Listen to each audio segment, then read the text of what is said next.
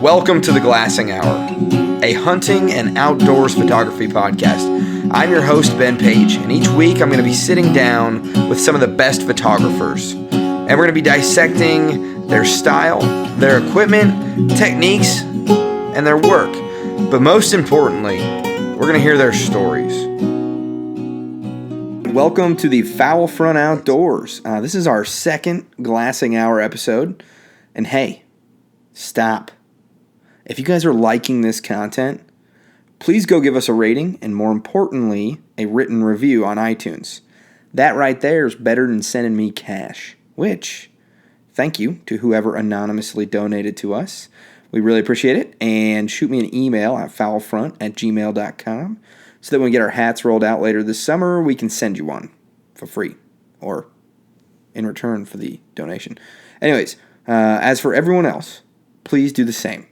The feedback, not sending us cash. You don't have to do that. Please don't do that. Send us an email at foulfront@gmail.com. Leave us a review and a written review on iTunes. The feedback is absolutely critical, and I cannot wait to hear what you want integrated into the show, or what you like or dislike. And appreciate it. So this week, I sit down with Jake Latendresse. Probably, for the most of you, he would require no introduction. And that's lucky for me, because the first 10 minutes of this conversation got cut off by my recording equipment. Or maybe yours truly is just a big doofus. Anyways, you're going to want to settle in for this one as Jake takes us to Pakistan and then discusses some of the most essential elements to standing out as a photographer, and walks us through some amazing stories that I'm absolutely certain you're going to love and learn from. If you're looking at the length of this episode and thinking, damn, that's like all my commute for the week, well, there's not an ounce of fluff in this here podcast episode, and you'd be absolutely remiss if you listen to anything else before you finish this one. Jake's an amazing photographer, as we all know, but as I learned through this podcast episode, he's really an interesting dude that's traveled the world and has seen some stuff. It also turns out that he's an absolutely amazing human being and was an absolute delight to talk to. And there was no way I was going to cut him off, because when we finally said goodbye, I looked down at the clock and had not realized that about 2 hours had ticked off. So, all right, no further to do.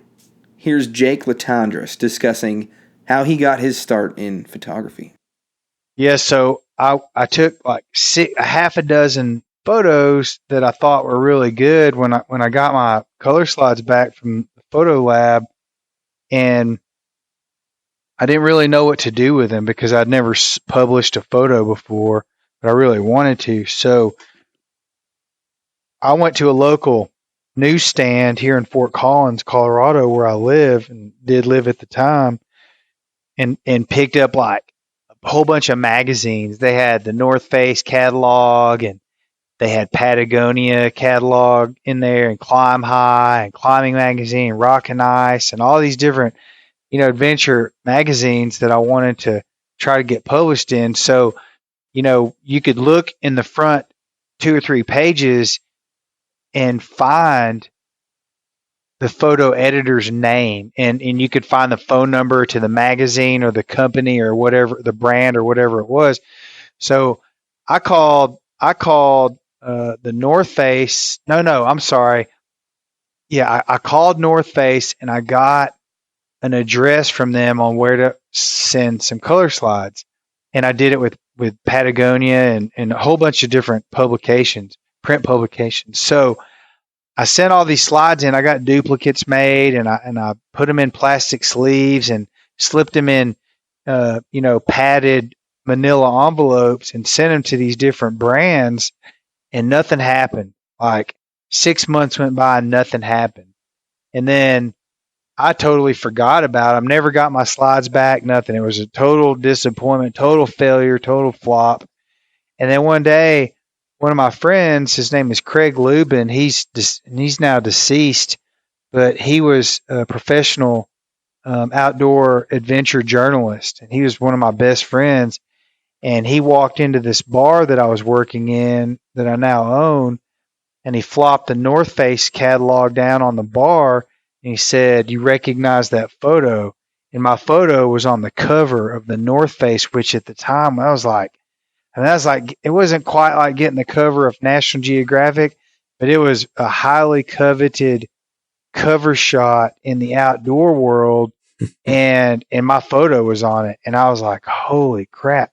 So my first inclination was to flip the page over to see if they gave me credit for it, and sure enough, it said Jake Latendresse, Moonflower Buttress. After being on Mount Forker, had a little copy in there, and then all of a sudden I got mad because they published my photo and they didn't tell me and they didn't send me nothing. They just published it. And so I went to the payphone in the bar. Like I literally got like $2 in quarters. This is before cell phone. This is 1999. And I'm sorry, this was 2000. So our climb was in late 1998, and the catalog came out in the winter of 1999. But it was the year 2000 winter catalog. So I went to the back of the magazine. I found the phone number for the North Face out in California, and I called the North Face, and I said, "This is Jake Latendresse. You don't know who I am, but my photo's on the cover of your magazine. I want to speak to the photo editor right now." So they patched me through to the photo editor, and this lady came on the phone and she said, "Jake, before you say anything, let me just explain this. When you sent your envelope full of photos in, you didn't send a return address or a phone number or anything. We didn't know how to get in touch with you, but we loved your slides so much. We figured we'd go ahead and publish it. You'd get mad and contact us, and then we could settle up after that." So I was like laughing and crying at the same time. And I said, "I'm so sorry. I feel so stupid. This is my first time to do this, and I'm so honored and grateful to be on your magazine. What do I have to do next?" And she just said, "Well, just, keep sending photos, send us your address, and, give us your phone number, and we'll stay in contact." So I sent her my address, and she sent me a check for $3,000 and a big, huge box full of North Face apparel. And I spent that money on a new camera. That's how I bought my first SLR, like my first real Nikon D7, I think it was, or an N7, I think it was at the time. And that's what gave me the confidence. It gave me the money to buy a real camera. And that's what really set me off into the photography world. And I didn't know anything about photography business at the time. So, I was really insecure. I was young, insecure about myself. I just thought I got lucky. So, I started shooting photos, trying to figure out another magazine that I was like, at the time I thought, well, I got my photo in North Face. They're not going to pick me again. So I'm just going to move on to the next publication. And really, it was contrary to what I should have done. I should have been sending them more photos, because had I done that, that's back when Jimmy Chin, the movie Free Solo, that's back when all those guys, Jimmy Chin and Conrad Anker and Alex Lowe and Raynon Ozturk, that's when those guys first started shooting for the North Face, and look where they are now. And I just did not have the business sense or the insight to follow up with what had happened. So I did start shooting photos for Patagonia for, I don't know, 3 or 4 or 5 years, until they kind of just changed hands. Their photo editor left and their whole staff kind of flipped, and I lost contact with them. But, that's where I went. I went from the North Face, losing an opportunity there because I didn't do it. I didn't execute it right, to shooting for Patagonia. And that's really what kickstarted my career in the photography world. That is a extremely romantic story, just so you know. I'm so glad. It's really, everything that happened was really kind of, it was very amateur and very naive and all those words that are associated to that level of mentality.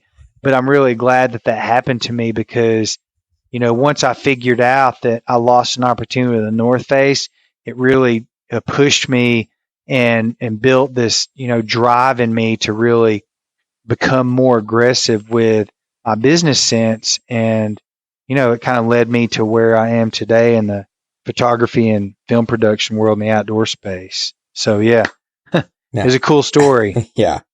Now, I don't want to pull over too hard from where we're going, but you're talking about rock climbing, bouldering, talking about that movie Free Solo. I watched that 2 days ago for the first time. I think I lost probably 6 pounds from sweating through my palms watching that movie. Yeah, that is an unbelievable. I mean, I spent 12 years of my life rock climbing, and of course, I never got to that level of rock climbing. Wouldn't even claim to have, but I did some pretty extreme climbing, and watching Alex solo, especially through the crux and some of those difficult portions of the route. I mean, dude, that's unbelievable. And they deserve everything. Those guys have worked so hard and they deserve everything that they're receiving now. And all the accolades, all the financial stability, all the awards, everything that's happening to them, they totally deserve it because they're great guys and they've earned it. There was something that kind of like I thought was pretty interesting during that. It had nothing to do with Alex. It had everything to do with I'll mess this up because I'm sure he's probably a great cameraman and stuff like that. Long-haired guy, and he said it was the most like terrifying thing. The half Oriental guy? No. No, he was white. I think Mikey Schaefer.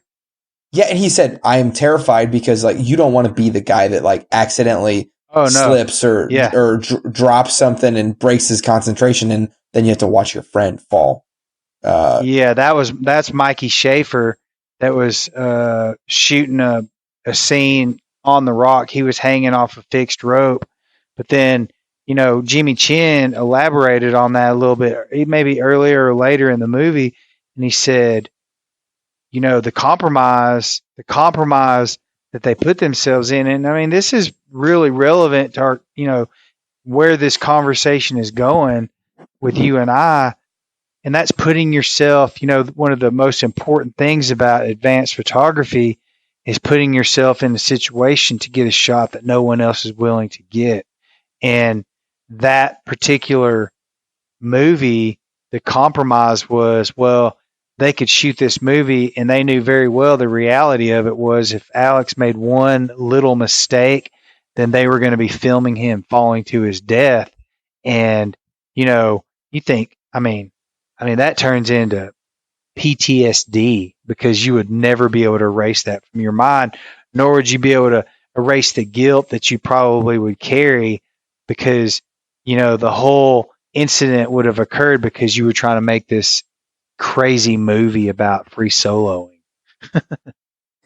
In many ways that I will never pretend to know what it's like to be a great photographer. I will never I have no idea what that's like. I don't go rock climbing. I get my rocks off in other ways. And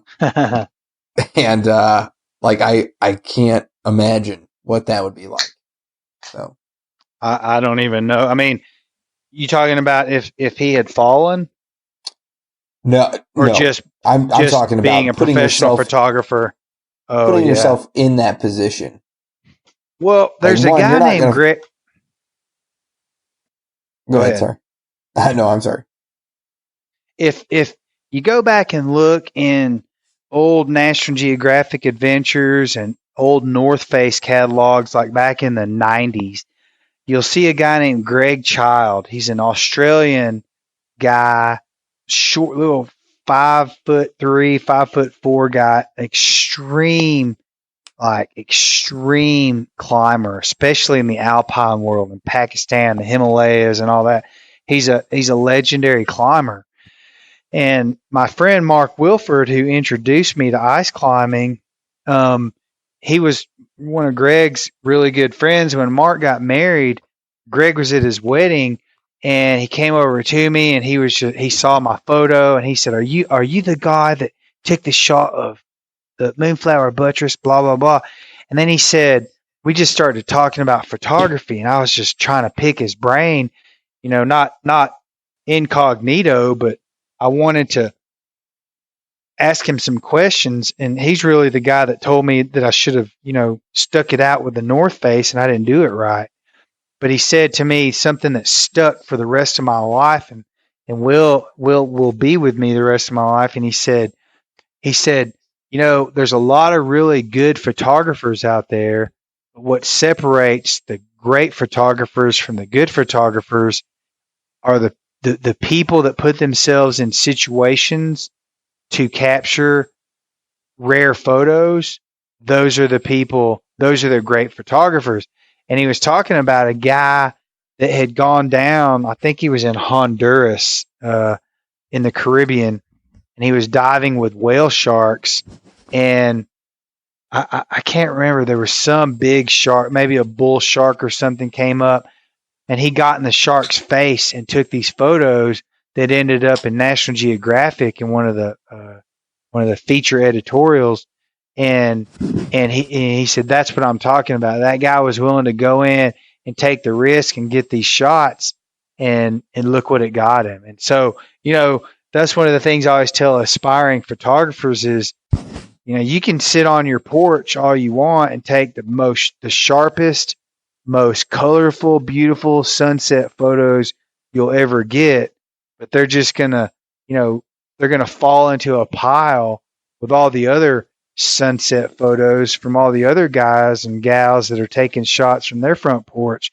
But if you get out into the woods and find something interesting, or you climb a tree and you climb it to the top to get a different vantage point, those are the photos that stand out because they're different. So, Pakistan.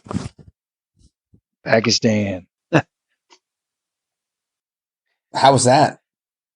Pakistan is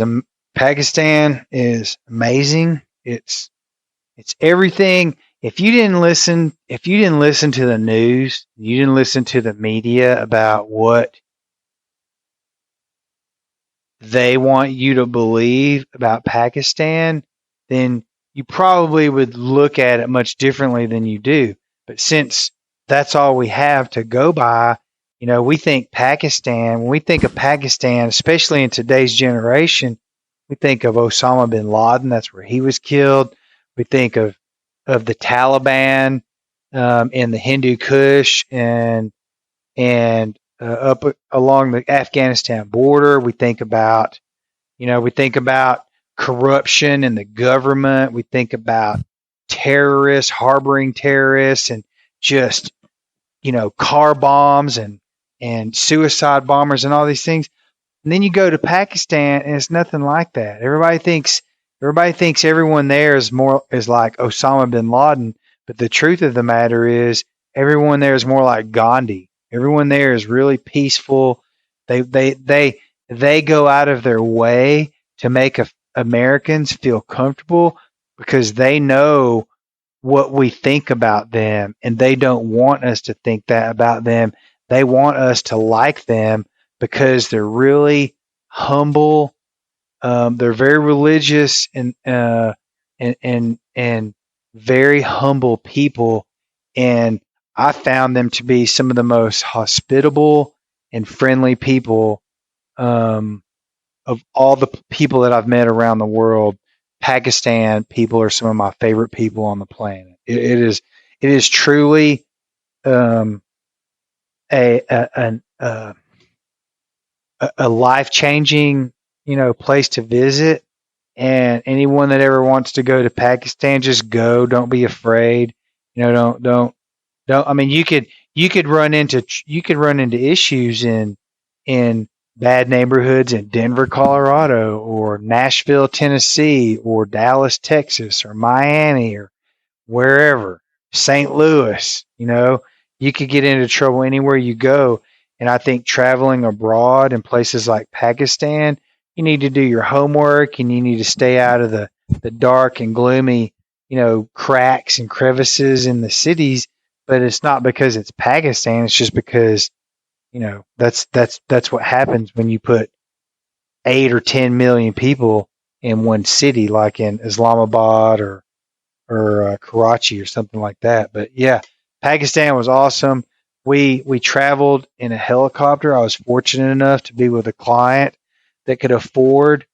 He rented a Eurocopter, which is like one of the nicer choppers in the world. It's like an airplane helicopter mix. They go 160 miles an hour. They can go into up to 15,000 feet in altitude. They can carry 6 people and some gear. They're just built for what we were doing. So we took a helicopter. We flew into Karachi and spent a few days there, which is a huge city. I think there's 11 or 12 million people in Karachi. And then we flew to Islamabad, a commercial jet, which was like a 2-hour flight. And then we jumped on this Eurocopter and flew in a helicopter from Islamabad to the town of Chitral, Pakistan, which is the gateway to the Hindu Kush and the passages and the passes where the U.S. military were convoying missiles and anti-aircraft and anti-tank weapons into the Afghanistan border and into Afghanistan when they were in when they were in the heyday of their battle with the Taliban. The Taliban almost doesn't even exist anymore in Pakistan. They're all in Afghanistan now. But the city of Chitral, it's kind of like Estes Park, or a tourist mountain town in America, but it's in Pakistan. All the people there are mountain people. They're very free spirited.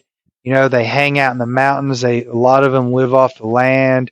They're very hospitable. They're very friendly. Just like they're just a bunch of hippies with a Middle Eastern accent is what they are.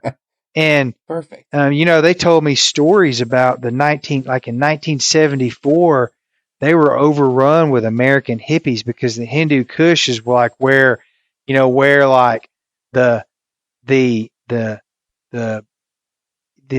Amsterdam strains of marijuana came from in Pakistan. And that's where all the hippies flock to go get seeds and do their thing. And so, it was fun. We had a great time. They were really cool people. We hunted 4 different species in Pakistan, and they're species that you can only hunt in Pakistan. They're Himalayan animals. They live at altitude. They're hard to get to. The hunts were tough. I mean, a lot of people that go there, they pay a lot of money and they don't have tough hunts, but our hunts were tough. We hunted at not super high altitude, but we hunted at 12,000 feet a lot of the time, and ended up with 4 trophy animals that the hunter was pursuing. And the greatest story about Pakistan that most people don't know is that they have one of the most storied and remarkable comeback stories in big game mammals around the world. And they have not received 1 cent from any conservancy, any conservation program, anything, no wildlife funds, no, World Wildlife Federation, nothing. They have subsidized their conservation efforts through hunting dollars, and they literally took the Astor markhor, which had like 29 animals left in its entire population. They opened up a hunting season. Or the there's 4 different kinds of markhor around the world, and the Astor markhor was the most rare at one time. and they strictly live in the Himalaya. And so in 1977, they sold one tag. They had this idea, well, let's sell a tag for a lot of money. So there's a rich American or a rich European that'll pay that money and come over and let him hunt this animal, and we'll use that money to help build conservation programs. Because mostly, the problem with most animals around the world that are fighting for their endangered lives are because of poaching. It's not because of overhunting. And they call it the anti-hunters can call it overhunting all they want, but it's poaching. It's not, it's not regulated hunting. And so poacher is not a hunter. No, they're poachers, and they and to their credit, they hunt for food because they're poor. They don't have anything else, but they hunt for food, but they were over hunting these animals, and so Pakistan used that money, went into these villages, these mountain villages near where these markhor populations lived, and they paid these poachers off to. They paid them enough to feed them, for a year, and they gave them a job. They paid them a day rate to watch these animals and protect them from other poachers. And over time, over a 30 or 40-year period, now there's over 5,000 of these animals that exist, and every single one of them have come back because through hunting dollars. I mean, it's 100% funded by hunting dollars, and it's a really remarkable story when you look at it. Trophy hunting Americans. Yeah, they just ruin everything, don't they? Yeah, it's just such a misunderstood concept, and the people that don't want to listen to it, they don't believe it because they don't listen to it. But the truth is there. Absolutely. We actually visited. We visited with the Department of Conservation and the director. This is at the federal level in Pakistan. We went to their version of their Capitol Hill. We visited with the director of law enforcement in Pakistan. We visited the director of wildlife conservation in Pakistan. And those people were so proud to have us there. And they were so thankful that there were people like my client that were there doing what they do, because without them, they wouldn't have the funds to do what they do. So it was a pretty cool experience, man. I've never been to a country where the people of the country treated you so well because you were a hunter. That's an interesting concept for, I think, a lot of definitely a lot of American hunters, because we're a bit romanticized here in America, but then there's also a lot of pushback. Yeah, there is for sure. What did you think of their food in Pakistan? If I never eat curry again in my life, it won't bother me. I mean, the food, I like to eat the cuisine of whatever culture that I'm visiting. Yeah. And it was good for a while, but I was there for 29 days, and after about 2 weeks of eating curry every day, I became a bit immune and numb to it. So I haven't eaten it since. That's fair. That's fair. Yeah. Well, how did the animals taste? Because you guys got what? So we hunted the Kashmir markhor, which is in Chitral. That's over in the Hindu Kush. We hunted the Astor markhor, which is in the Himalaya. Mm-hmm. We did not hunt the Suleiman markhor, which is in the Karakoram range. We'll have to go back for that one. But we hunted the Himalayan ibex. The super big billy goat, right? Yeah, that thing was freaking insane. That was a Himalayan ibex, and that is truly like if you're a badass and you want to go on a mountain hunt, that's the one you need to go on. That is a true world class high altitude mountain hunt. So, And then the fourth thing we hunted was a Sind ibex, which exists in the Sind Desert down a little bit north and west of Karachi, which is Karachi's on what is it, the Arabic Sea? I forget which. It's literally on the southernmost tip of Pakistan, okay, where Karachi is. So we drove like 3 hours north and west um, to get to the Sind ibex. kind of high desert area.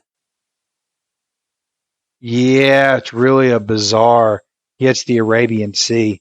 It's a really bizarre desert. Like the floor of the desert floor is all rocks. But then when you start looking down, like every rock on the desert floor is some fossilized marine creature, and Really? it's just everything looked like gold. If you look at the photos from that trip, it looks like I enhanced the white balance to where it was a really warm gold look. But I enhanced the colors a little bit, but that gold color is what you saw because it was just yellow and gold. Even the animals were that color. What was the weather like while you were there? Like the temperature? Well, it changed because we're in the Himalaya or the Karakoram.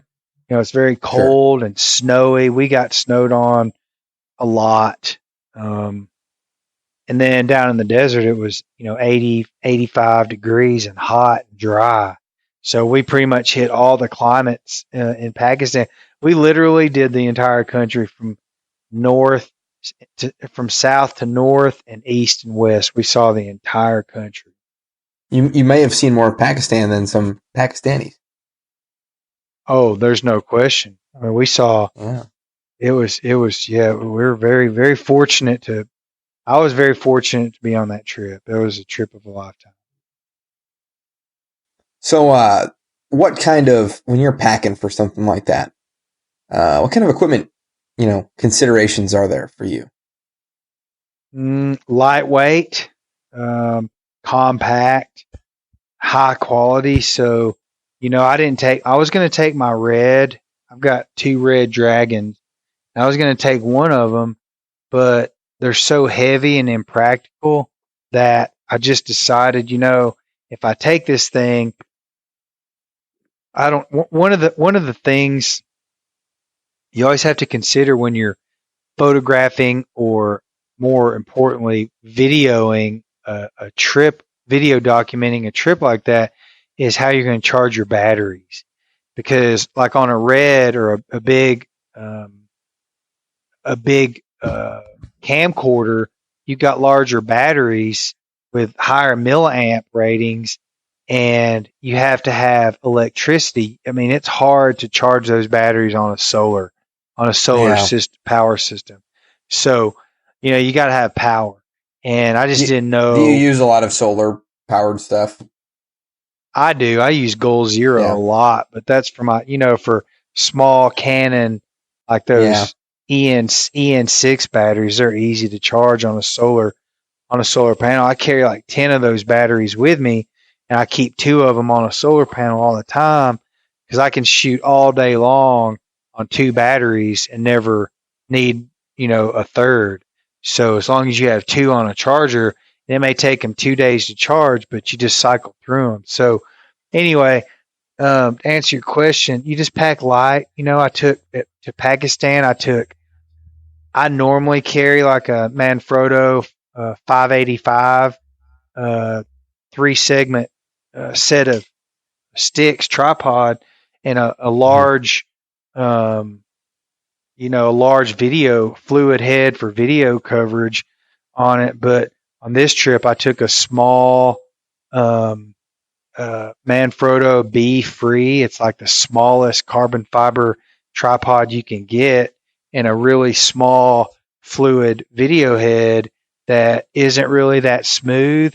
But I've just learned you're better off taking lightweight equipment and figuring out how to shoot it right opposed to taking equipment that's really good and not being able to carry it because it's too heavy and too bulky. And you've just got too much crap. And it's a legitimate concern, you know? Yeah. Did you do any train up? Or are you in pretty good shape? Oh yeah, I train. I mean, I work out 3 to 5 days a week. And then, you know, when I know I'm going on an expedition like that, I'm in the gym at least 5 days a week. I get on a treadmill or a Stairmaster, and I'll grab a 40-pound dumbbell and put it on my shoulder, and or I'll carry a straight bar, a 35 or 40-pound straight bar weight, and I'll just put it over my shoulder like it's a tripod with a camera attached to it, and I'll literally do 5 miles on a treadmill or do 100 flights of stairs on a Stairmaster with that weight on my shoulder, just to specifically train for carrying that equipment like a camera already mounted on a set of sticks. Now, I know dudes that, train to, pack out their bowl, or to, get up the mountain and whatnot. How many photographers out there you think are carrying around like a 45-pound dumbbell on a Stairmaster? Like, oh yeah, gonna overtrain for my.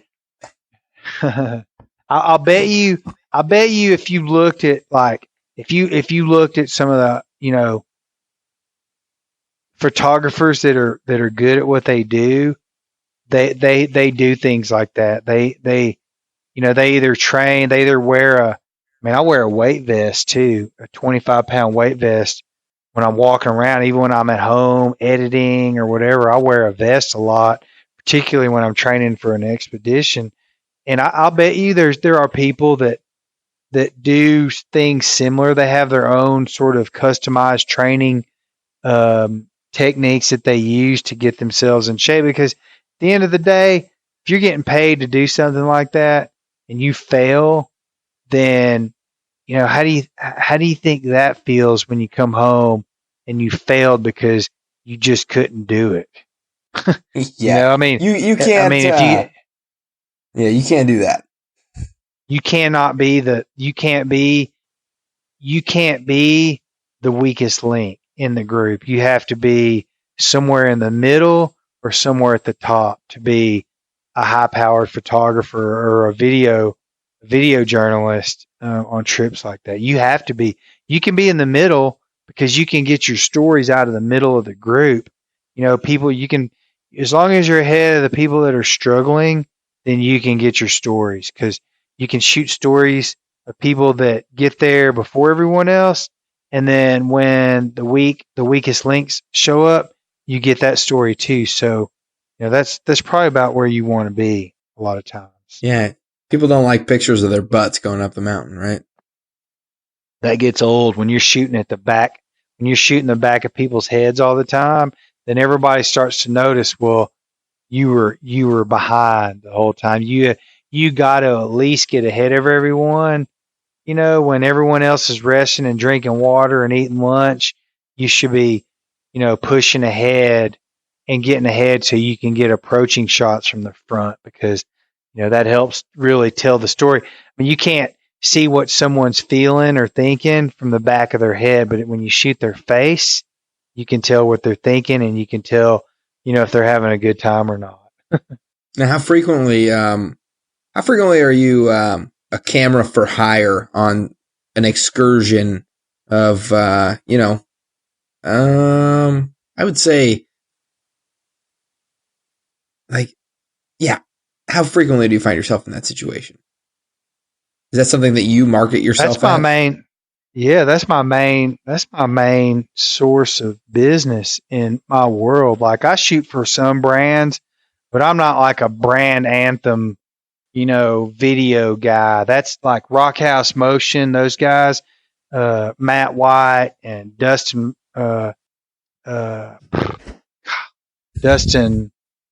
what's his name? Aaron Hitchens. Aaron Hitchens, yep. I'm sorry. Yeah, those guys are really good at brand anthem. Like, they could take your brand and shoot a video and kick out 2 60-second or 30-second videos that will turn that company into, a multi-million-dollar company because they shot it right and they made it look good. I'm more of a video and photo journalist. I'm an editorial guy. I like to tell stories. And so I do. I have I have several high powered clients that I've attached myself to over the years, and we go on a lot of trips. I probably do, I would say 3 to 5 expeditions a year at maybe Africa. 8, I go to Mongolia, the Middle East. In 2000, let me see, this year in 2019, I'll be in South Africa the first 2 weeks of June with Ramsey Russell filming a an episode for Life Short Get Ducks in South Africa, and then in October let me see, the first week of September I'll be in British Columbia filming a stone sheep hunt, and then let me see, and then in November I'll be filming Kevin Van Dam on a deer hunt, and then in March of 2020 I'll be in Tajikistan filming another subspecies of markhor that exists in Tajikistan. I'll be filming a hunt there. So, every I would say about every 3 months, 2 to 3 months, I go on a international expedition somewhere. That's great. Yeah, that's what I like to do. Yeah, absolutely. How much, what would you say, how would you describe your style then? If you're, you know what I mean? Like, you're kind of my photography style. My photography style is, I consider myself to be a landscape photographer, but I throw the human element into it. So, cause I like to tell the story. I like macro and I like tight shots, and they have their place, and I do that a lot. In all of my portfolios and galleries, I go from macro to wide landscape and everything in between, because I feel like if you're really putting a story together, you can't do that with one lens, and you can't do that with, you can, but you gotta move around a lot. You gotta do a lot of walking to get the right shots. And so I carry a ton of lenses with me, and but to answer your question, I'm definitely an editorial guy. I shoot stories. I like to tell stories. When I shoot a story for a publication, or a book, my goal, even though I may write the story to go along with it, my goal is to get a gallery of photos in sequence that tells the story like you would know exactly what we did from start to finish without reading anything. All you have to do is look at the photos. And that's how I start. That's where my mindset is when I'm shooting photos. So it's almost like a time lapse of photos, in sequence over the entire expedition, that tells the whole story.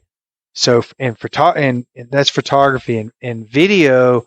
I would call myself I'm a storyteller. I like documentaries, but I also like to throw in music montages. So if let's say I do a 10-minute video, there'll probably be 6 minutes of documentary, straight, simple, black and white documentary filming and coverage. And then there'll be like all my creative shots will go into a music montage, but it always falls in sequence so that everything makes sense. So when you're watching it, like a guy's baiting a hook, so he's going to go fishing, and then, he hikes, he slides down a mudslide into a cave and comes out in this big lake, underwater lake, and starts fishing and catches an albino trout or whatever it is. It's Right. it's a story. So, yeah, that's Like I would call a myself. sequence story, like, of like great moments. I would say Okay. in a few words, all my work, I would call myself a visual journalist. That's what I do. Where do you think that comes from? Why? How'd you find yourself in that style?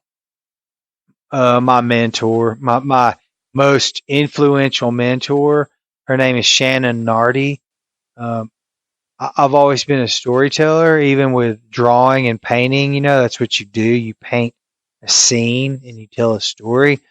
And so, two things. The first person, Clay Connor, who was a chief editorial photographer for Ducks Unlimited for years, and he's got cover shots with Gundog and Wildfowl, and I mean, he's just been all over the map and has been a professional photographer for many years.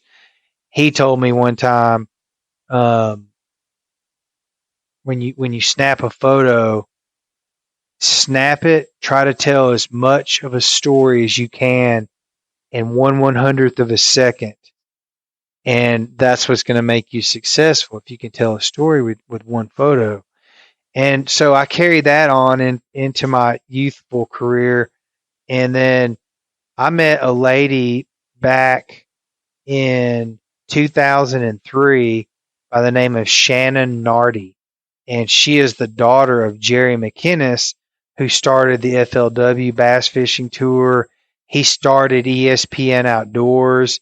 He had the longest running television show on television on any network of any shows. It's called The Fishing Hole. And he developed a production company called JM Associates, and they went on to produce like most of the shows that were in existence for ESPN Outdoors when they first started. They were doing the Great American Outdoor Games. They were doing the Super Retriever series. They did Jose Wahebe's Spanish Fly, that fishing show from the Keys in Florida. They did a lot of top name. They do Bassmasters. That's who I work for at Bassmasters now. And when I met Shannon, 20 years ago, 17 years ago or 18 years ago now, she's the one that told me how to tell a story. And one time she came out to Colorado to do a story about a guy and his dog, a guy named Doug Bacon he had a meat dog named, what was his dog's name? I can't remember his dog's name, but she came out to do a story, and man, he had like 3 dozen decoys packed in a big, duffel bag, and he threw it around his shoulders and grabbed his gun and his foot and his waders, and he's like, "Okay, let's go to my hunting area." They went to this public ground in Sterling, Colorado, and they had to walk over a mile to get to this spot on the South Platte River, and they didn't even see a duck for 3 days. They didn't even see a duck. So they filmed all this, had zero productivity at all. But what she saw was this guy that loved being with his dog so much in the woods that he's willing to walk a mile every weekend just to go out to this river, and he may or may not even see a duck, much less shoot one.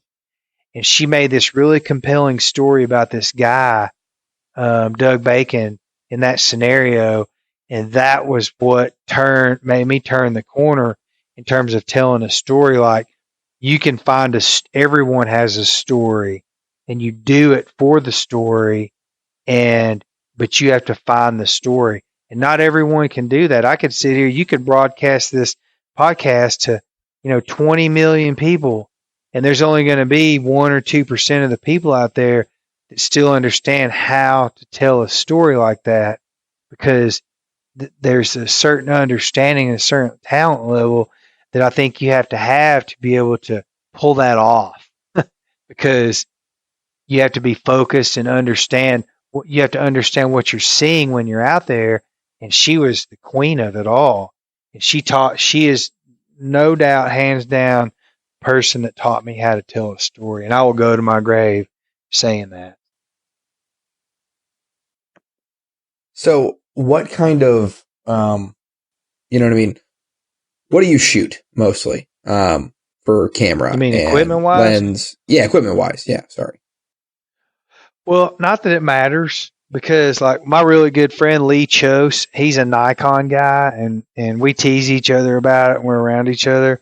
But it's like he said, no one like goes up to some photo and like examines it and goes, I wonder if they shot that with a Nikon or a Canon. A great photo is a great photo. And those sensors are of equal quality. I mean, I don't care what anyone says. You can say, you see it all the time on social media. Oh my God, the new Sony A7 Mark III is just unbelievable. The images are so much better. And it's like, whatever, man. You can say that all you want. At the end of the day, if you're publishing photos, the publishers don't care what kind of camera you're shooting as long as they're sharp, tack sharp, and the imagery and the story and the content is there. Doesn't matter what kind of camera you're shooting. But to answer your question, I have a Canon Mark IV or 5D Mark IV. I have a Canon EOS R, their new mirrorless camera, and I have a Canon 1DX Mark II for stills. And I use those for video for handheld cover shots a lot of times. If my red, if my red's too impractical to pull out of the bag or to power up and shoot or whatever, I get quick shots with DSLRs in 4K. But then my two video cameras, I have two Red Dragons that I shoot for video. Of course, a whole fleet of drones in my studio. Yeah, when did you first pick up a drone? I picked up my first drone in 2012. In fact, I used to build drones before you could go buy an autonomous drone from DJI or whoever. I used to order parts out of Thailand, Indonesia, Thailand, and China, and you could buy kits like drone kits. But back then they didn't call them drones; they called them quadcopters. In fact, those people, I got into this community of quadcopter builders, which were really remote control helicopter builders. It just sort of transcended into quadcopters when they first started coming out. And so I was on these different websites online talking to these drone builders from Indonesia and Singapore. I made friends all over the world just building drones. And then I met this guy named Tom Hirschman and his wife Lindsay, who were he's actually Swiss, but he was going to school at St. Augustine, Florida at the time. And I found him on YouTube. I was searching drone footage or quadcopter footage, and his footage was like unfreaking believable. And he's still today one of the best drone pilots in the world. He flies high end drones and he shoots movie scenes and high end commercials for car brands and stuff like that. But he's the one I used to text him like late at night at 1:00 in the morning, asking him how to program. Because so you'd build your drone, you get your carbon fiber body kit, and then you had to learn how to solder because you had to solder wires and you had to build motors and mount electronic speed controllers for each motor that turned the propellers at certain RPMs in certain directions, and they all had to be opposing directions. All these really complicated things. And I'm not an engineer. Like, I'm a hunter. And so it was very difficult for me to pick up on. But I built drones, and I had my very first drone. I'm actually standing here looking at it, was a hexacopter, and it's huge. It's like 900. Hexacopter. It's a hexacopter. I mean, it can carry a red dragon. It can carry 15-pound camera on it. It's a huge drone, and I built this thing. It cost me about $10,000 to build it, and the first time I put it in the air, I crashed it. This is again 2012, and my friend Tom Hirschman, he was so nice to me, man. We didn't even really know each other than the internet, and conversing on this website about how to build drones. And he taught me how to program each motor, all the speed controllers, and he taught me how to fly.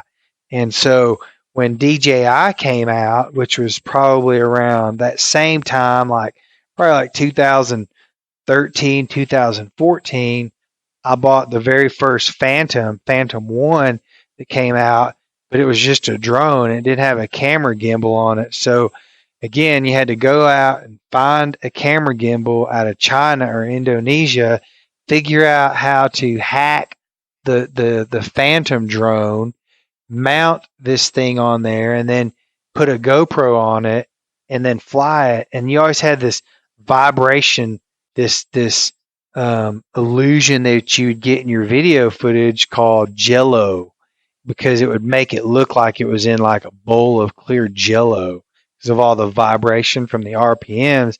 So then we started putting rubber vibration absorbers on the camera mounts, and finally got it refined to the point, and this is probably like $20,000 later, man. We finally figured, okay, sweet, this is perfect. Let's go fly. And then, DJI came out with the Phantom 2, and it had a stabilized gimbal on it, and all that work, kind of went down the toilet because you could buy an autonomous drone. By the time you figured it all out, you could just buy one at Best Buy. And so now I don't build drones anymore, but man, these drones, my favorite drone now, I've got big drones, little drones. I probably got 8 or 10 drones in my house right now.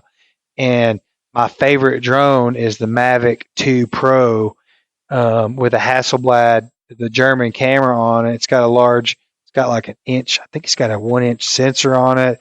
Takes really great photos, and it's autonomous. You can program it to track and do all kinds of crazy stuff, and they just make life so much easier now. And the quality of your aerial video and photography stuff is just super good now.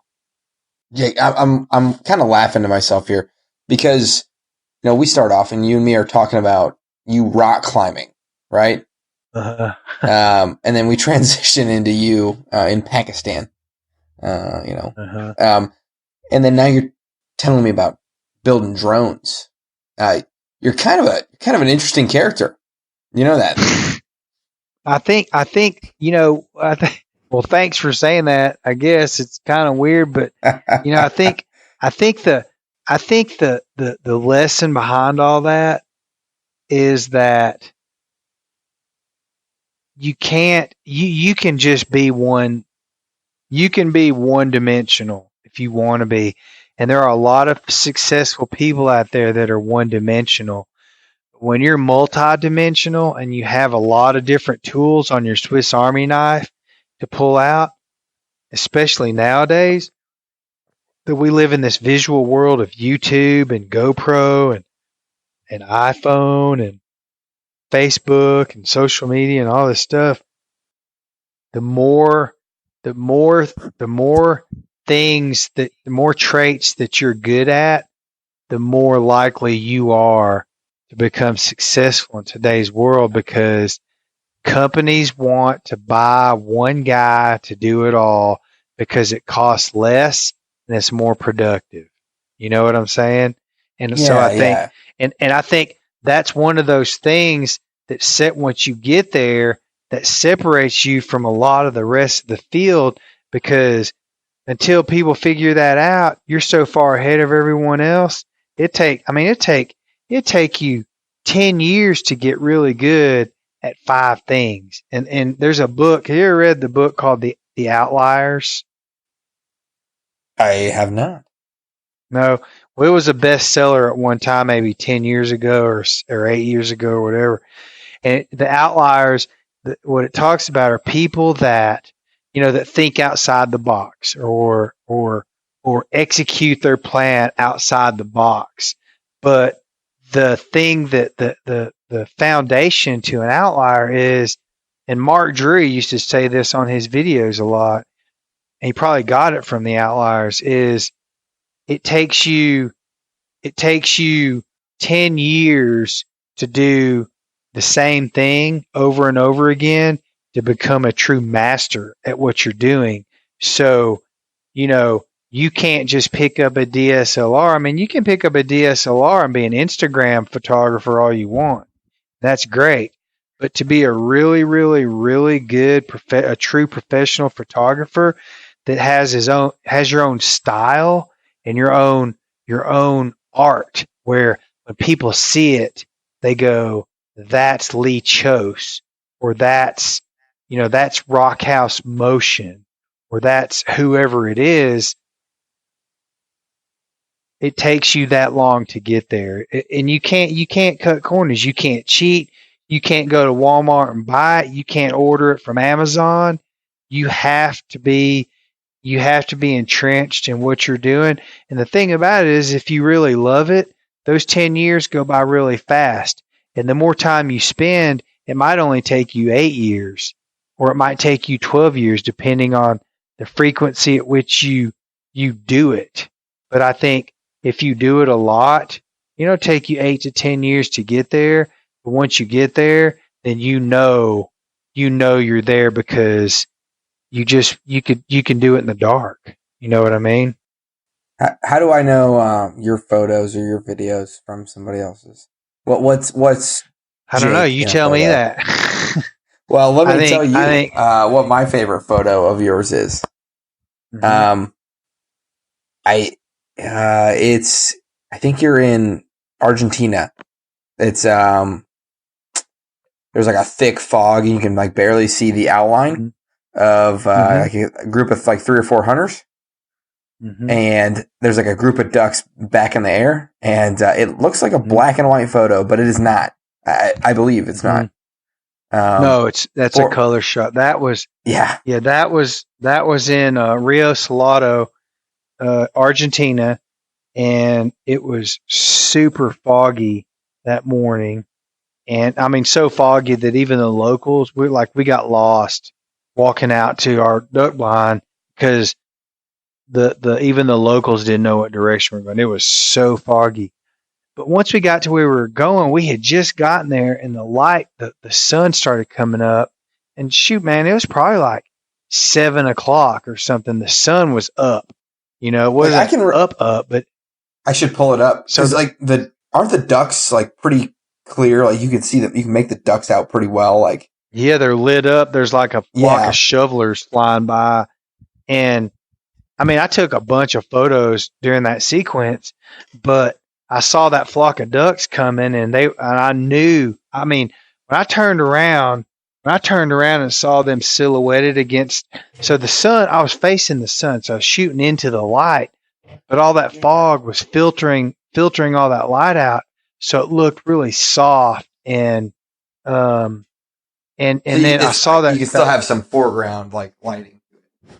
Yeah, there's still foreground, but those ducks were high enough that they were getting some sort of light reflection off the fog, so you could see the wing patches on those ducks when they flew by.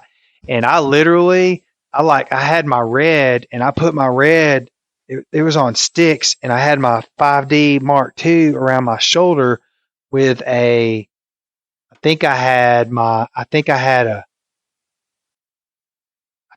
a 50 millimeter 1.2 prime lens on my 1DX. And so, or either that or a 35 millimeter 1.4. And so I saw it coming, and I put my tripod down, and I turned around, and I grabbed my 1DX, and flipped it around my shoulder and held it up, and I looked through my eyepiece and I was like, oh man, this is really good. So I just started slamming my shutter and firing it off.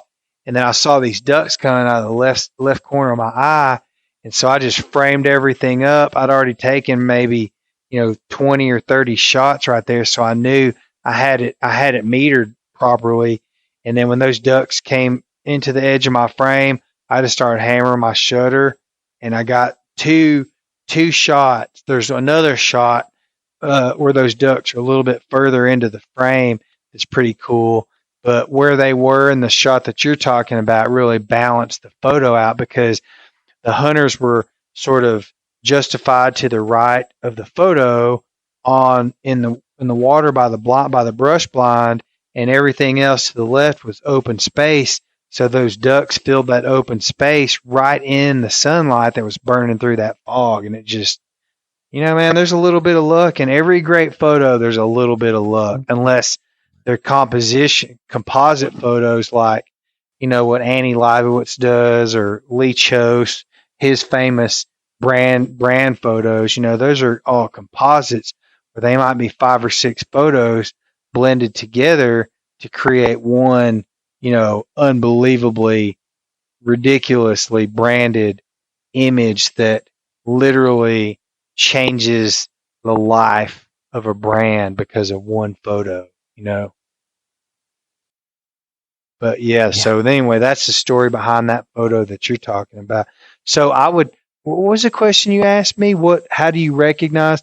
I think you recognize my photos because they're landscape with the human element involved.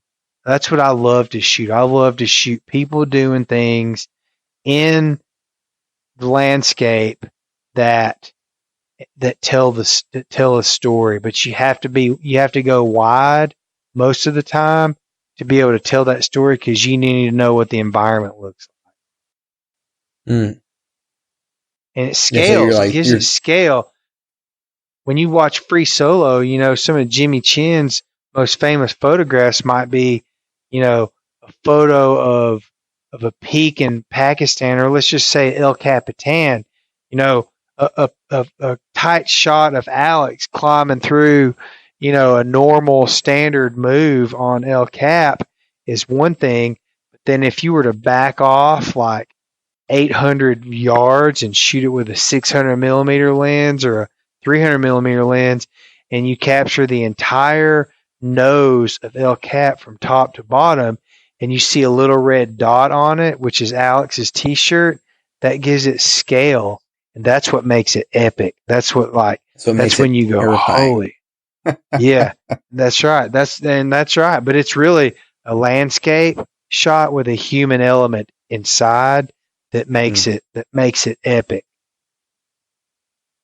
All right. I asked my wife, I said, hey, babe, go over to Jake Latendresse. Had to send the spelling over 8 times. Go to his Instagram. Said, pick out your favorite photo from you scroll as much as you want, but pick out your favorite photo of his. And then I asked you the same thing too, because I was trying to figure out, what's the life to your photos. She sent me the same photo that you sent me, which was, pretty cool, I thought. Who talk me through this photo? That's my son. Okay. So it's one of my favorite photos, probably for different reasons than your wife. But do you have children, Ben? We have a little girl. She's a year and some change old. Yeah. Okay. So, y'all get it. Y'all have a young child.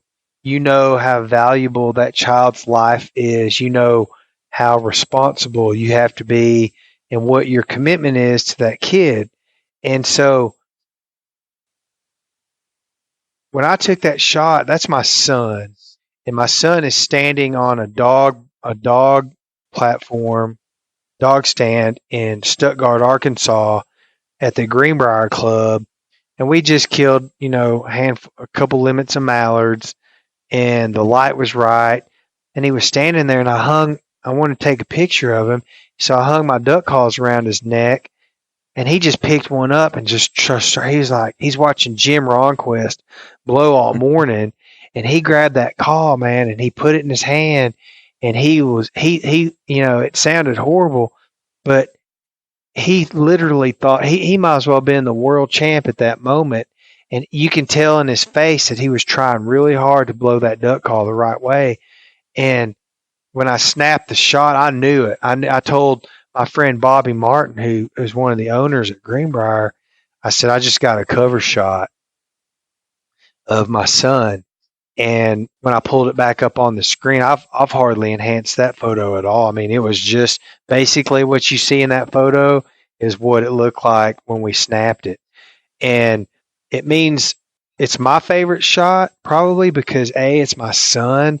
My son and I are really close, and he's just now coming into his hunting, the hunter in him is coming out. Mm-hmm. And so, it goes back to that picture of me and my dad when I was 3 years old. That's an iconic photo in my life. And when I die, I'm for sure going to have that photo somehow engraved or etched or transferred onto my headstone, because it's the most iconic photo in my life, in my whole life. And I wanted to get one for my son, and I think that's why that photo, it just tells a story. He's in his, he's wearing his Sitka jacket, his lacrosse waders. I mean, he's got all the stuff grown-ups have on. He's got his BB gun, his Daisy Red Ryder BB gun in his right hand, and he's blowing that duck call like he owns it. I'm pulling it up. His boots don't even look real. Like, you know what I mean? They look, like, it doesn't look like they should, they shouldn't make lacrosse boots that small, No, and I ordered those from Max Prairie Wings, and they're they do make, there's a couple companies that make youth waders for that young a kid, but Max Lacrosse makes the best ones. So, I knew he'd probably wear them for one season and grow out of them. So I bought them like 1.5 or 2 sizes too big, and when he put them on, man, while he was out there. Yeah, he'll get one more season out of them this coming year for sure. But I mean, it's just one of those photos that it brings tears. It's an emotional photo for me because it's my son. I caught him when he was 4 years old. That was his very first duck hunt, and he was at a world-class duck hunting venue at Greenbrier. Jim Ronquist was blowing calls. Brandon Feen and his dad was there. The 16-year-old photography phenom. Have you seen his work, Brandon Feen? No. You need to go. You need it. Okay. You need to. Yeah, you need to have him on your show. Name? He is Fien, Brandon Feen. He is a remarkable photographer. He's 16 years old now, but when he was 13 is when I met him. He was shooting unbelievable photos with a $400 Canon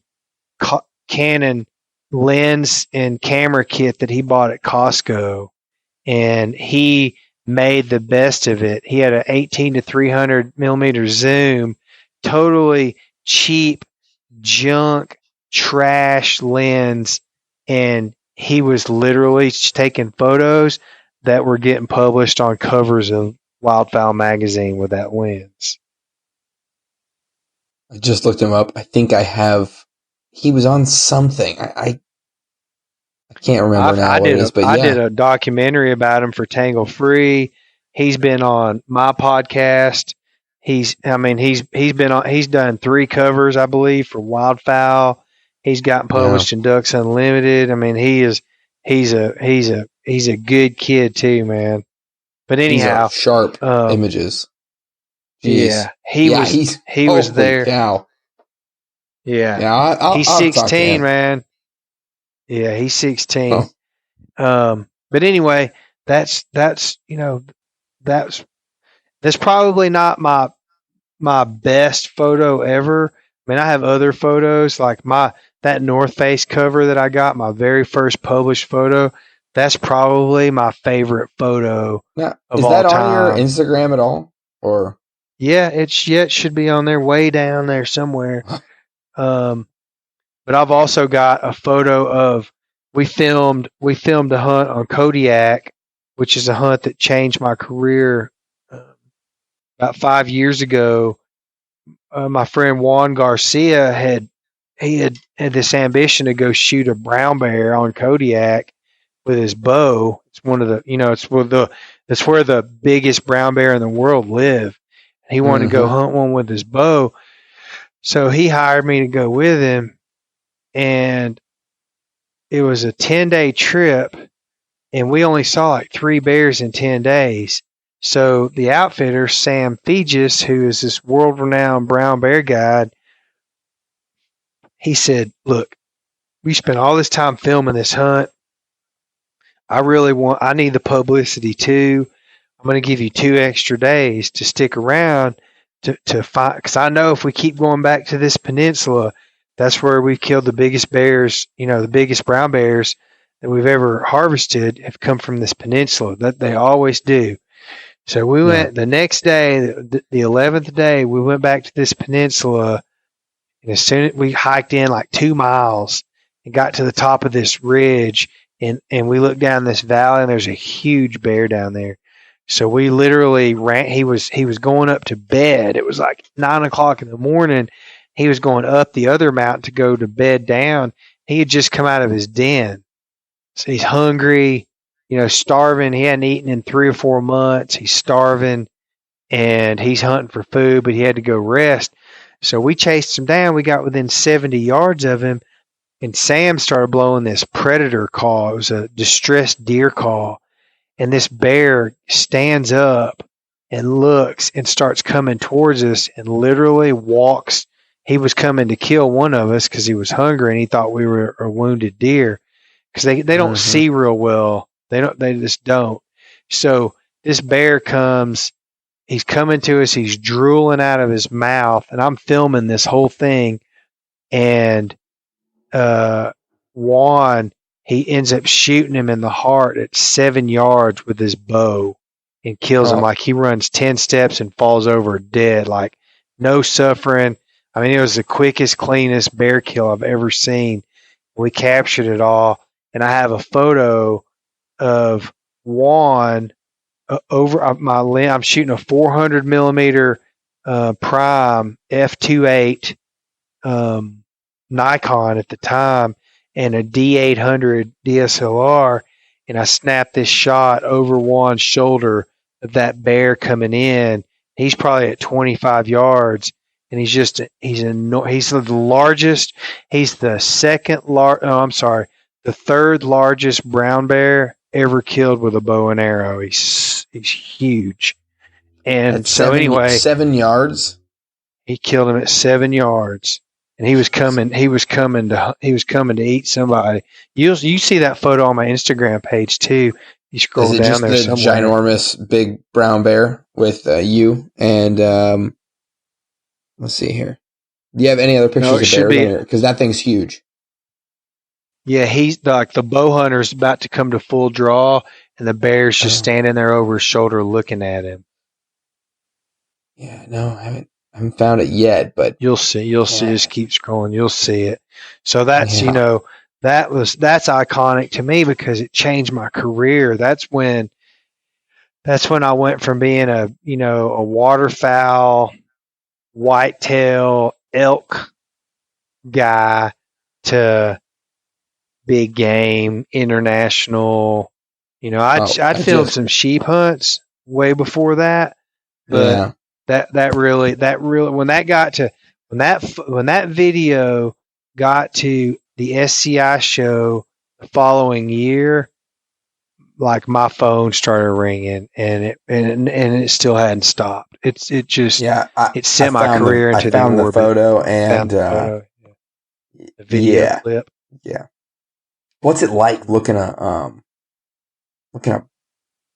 ginormous, 1,000-pound predator in the face like that? Yeah. Yeah, probably more like 1,300 pounds. I mean, it was scary. I'm not gonna lie, it was scary. It was you don't think about it because you're just in the moment, and the scariest thing for me was not hitting the record button. um, but it was definitely scary. The thing was coming in. If you go to YouTube and watch, it's probably got 700,000 views on it now. If you go watch the video, you can see it on YouTube. It's called Frank the Yeah. Tank on my YouTube channel. Okay. If you watch it, you'll see you think like it makes you do the same thing that Free Solo did. Your palms will be sweating. Like when you get to the climax of the Yeah. movie, you'll be sweating going, "Holy moly, this is insane." Yeah, that's nuts. That's nuts. Yeah. I And so that won a bunch of film festivals and all that, and that really it boosted my career. I have a little pullover that I want to ask you about real quick about being an apex predator. Okay. So I've stared a black bear in the face, Mm-hmm. and that wasn't that terrifying, to be honest with you. Mm-hmm. But yeah, they're pretty docile creatures. Yeah, exactly.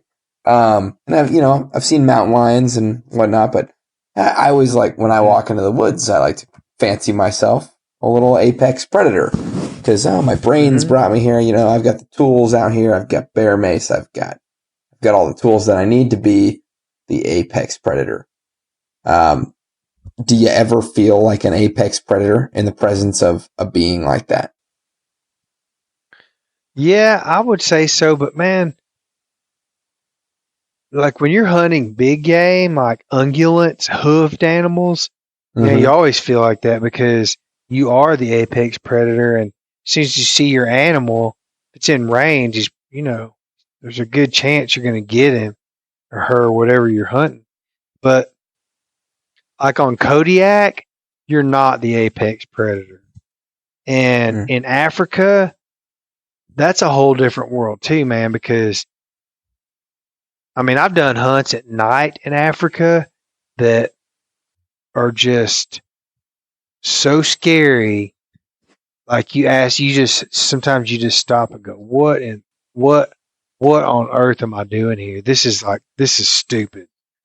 Oh, have you ever read that book about what is it? The Railroad, I think is what it's called. I read it back when I was a kid. Have not.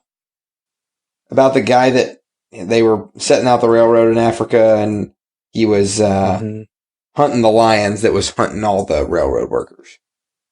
Right. I have not read that, but I'll have to look that book up. I can't remember what it's called. Yeah. But I mean, that's probably what the point of it was probably similar. I mean, elephants, they're, Cape buffalo, lions, leopards, and elephants, and hippos and rhinos. I mean, they're all bigger than you. They're faster than you. They have bigger teeth. They're heavier than, you just, when you're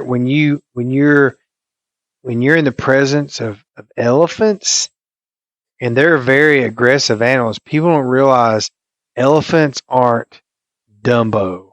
Elephants aren't the things that you see at the circus. And they're not the things that you see at the zoo. Elephants are actually very fast. They're very social. They're very defensive. They're the matriarch or the dominant bull in a herd of elephants. They're very defensive. They get irritated really easily. And if one decides he's going to kill you, there's nothing you can do about it. You're done. And so, when you're around, even if you're hunting big game, plains animals, and you're in the presence of elephants and you're in the bush, it's amazing what a 12,000-pound elephant, how well a 12,000-pound elephant can hide in the bush and how quiet they are. I mean, they're remarkable animals, and they're probably the scariest animals I've ever been around because they're so aggressive. And how do you feel being a camera wielding outdoorsman in that situation? I'm just glad I'm faster than most of my clients. No, That's what yeah, all I the mean, you that's where all just, the training comes in, huh?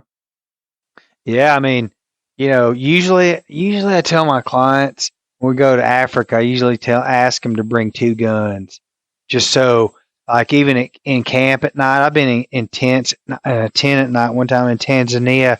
We had a big male leopard that was looking for he was breeding and he was looking for a female. He came into camp and I had a little pup tent, a single man tent. I was laying in my tent. I could see him in my silhouette and he was literally like 2 or 3 yards from the front door, the mesh on my front tent. I'm just like, you know, it's you feel pretty helpless because, well, nothing's probably going to happen, but if something does go wrong, it happens Yeah. so quickly. If you ever see video of, like, there's several videos on YouTube.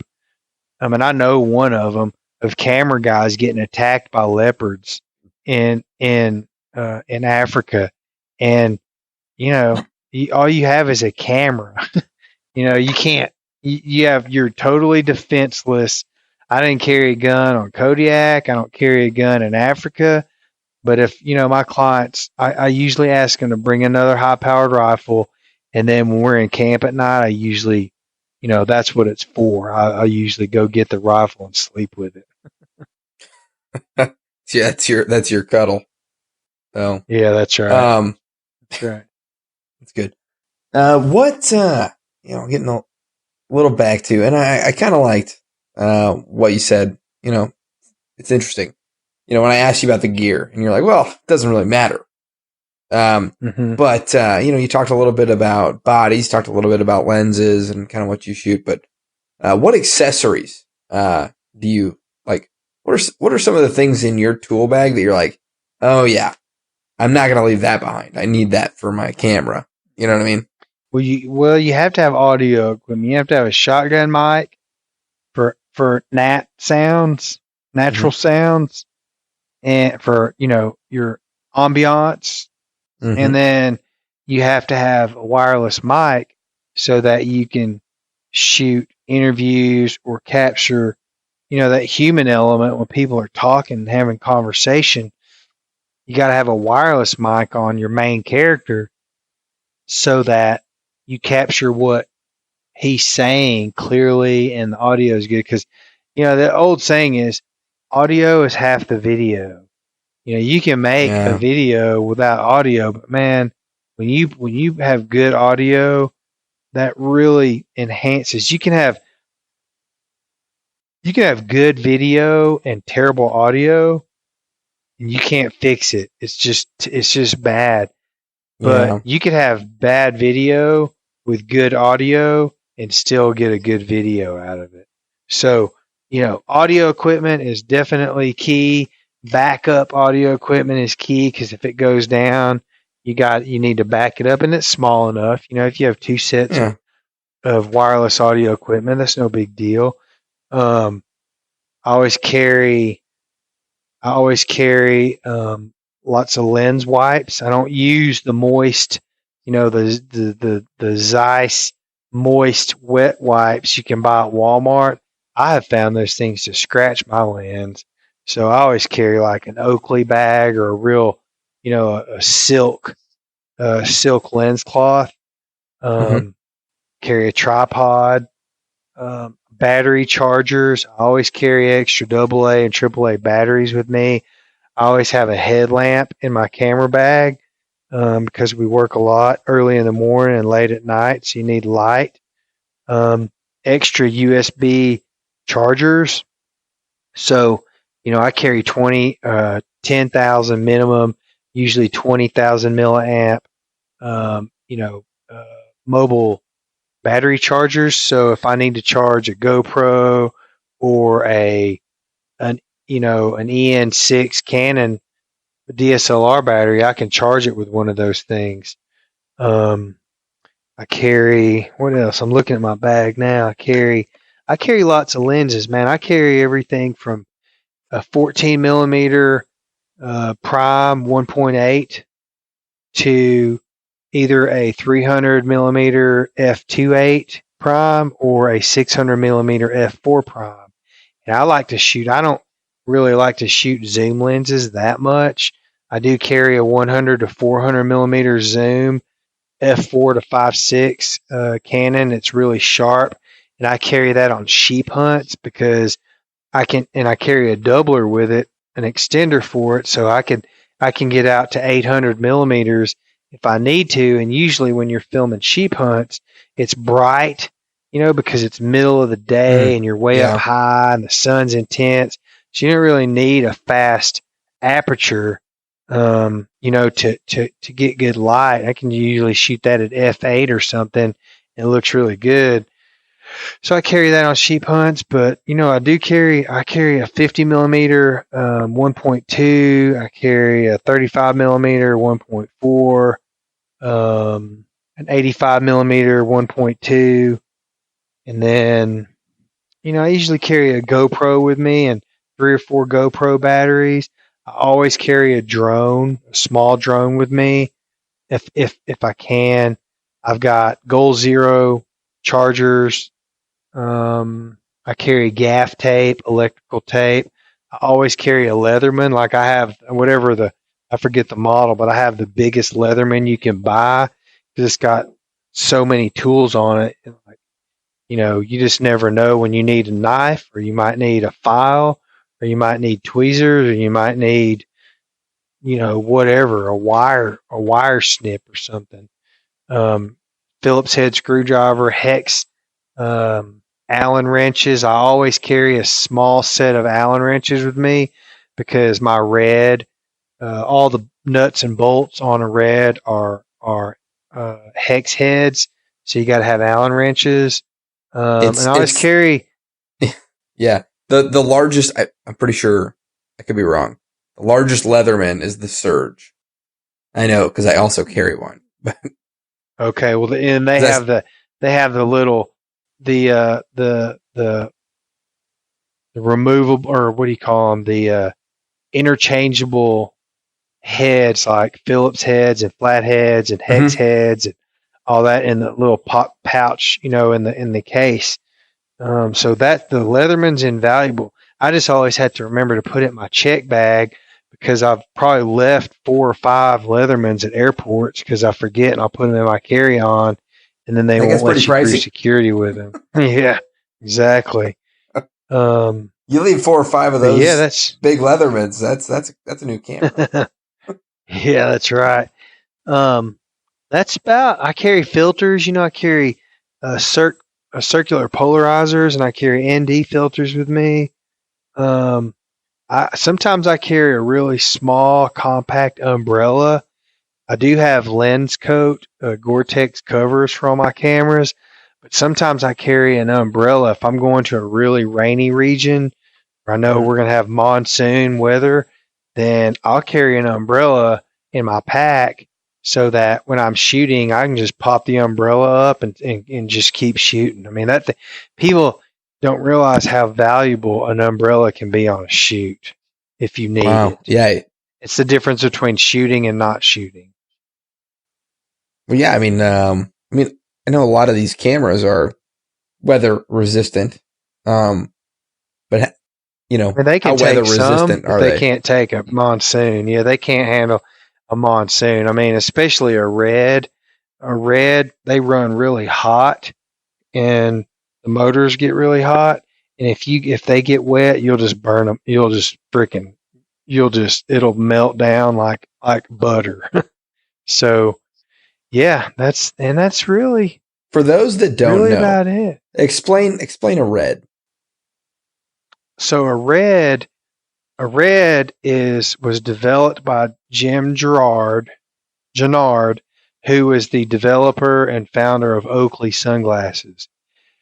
And a red, when he set out to develop the red camera, what he wanted to do, his goal was to take a cinematic film camera and a DSLR and hybridize them so that you could shoot video in raw format, in true raw format, just like a DSLR does, because at the time, video cameras couldn't shoot raw. It was impossible. They didn't have sensors big enough to handle that kind of data. So he built a wooden box and started, tearing cameras apart and putting them back together, hybridizing parts from different cameras into other camera systems. And he finally came up with the Red 1, which was the very first Red, which they've only been out for like 10 years. And he went from the Red 1 to the Red, I believe the Red Scarlet, then the Red Dragon, and then of course, he's got the weapon, the helium, the Monstra, he's even got a small 3-pound Red now called the Red Raven, which didn't do very well on the market, so they discontinued them. But the reason they call them Reds is because when you look at the sensor, when you take the filter, when you take it apart, you take the lens off and you take the lens mount off, and then you look down at the sensor's red. And when you look at the film, like I can watch movies on television or sporting events or whatever it is you're watching, and I'll go, that was shot with a red, because it has a certain look to it that's just incredible. I mean, there's better cameras out there. There's Aries and there's Phantoms. There's all kinds of cameras out there that shoot unbelievable footage, but they're so impractical in price. They're anywhere from $100,000 to $300,000 or $400,000 that it just doesn't make sense. But you can get yourself into a red kit. You can get yourself into a used red kit for $25,000 now, and so. And they used red to shoot movies like American Sniper. All the Pirates of the Caribbeans were shot in red. You go down the list of Hollywood movies shot in red, and you'll see just how valuable that camera has been because of all these movies that you've already seen were shot in red. I mean, it's a cinematic camera. They're totally impractical for hunting. They're good for people that know how to use them. They're super expensive. They're very, very heavy. They're a pain in the butt, to be honest with you. But when you learn how to shoot a red and you get the image, the output that you're looking for, you can shoot a scene that looks exactly like what you saw with your naked eye or better. They're amazing pieces of machinery. They take big batteries. They're loud. They're hard to operate. I mean, camera's a camera. You focus on 3 things: shutter speed, aperture, and ISO. And focus. Those are really the only 4 things you have to worry about when you're shooting a film camera or a DSLR for stills. So, and a red's the same thing. You just have to worry about a few functions on your camera, but you just have to know how to shoot a red to get the output that you're looking for. Smooth, handheld is very difficult because they're so heavy. But again, the guys that shoot red, like Ben Potter, Rockhouse Motion, Zach Pedersen at Rock Road Creative. There's a lot of people that shoot red now, but there's, you can tell there's just a few of them that really know. I've seen there's a couple guys that just got reds, they posted their reds on their Instagram pages, and then, they went out and filmed their first hunt with it, and then they kicked this video out, and it's better than most everything else out there, but you can tell that they still don't understand the red because they don't have the highlights and shadows, and they just don't have it dialed in like they will in 2 or 3 years from now. Yeah, so it's the theme, I guess, from this podcast. What I would say is it's not the equipment.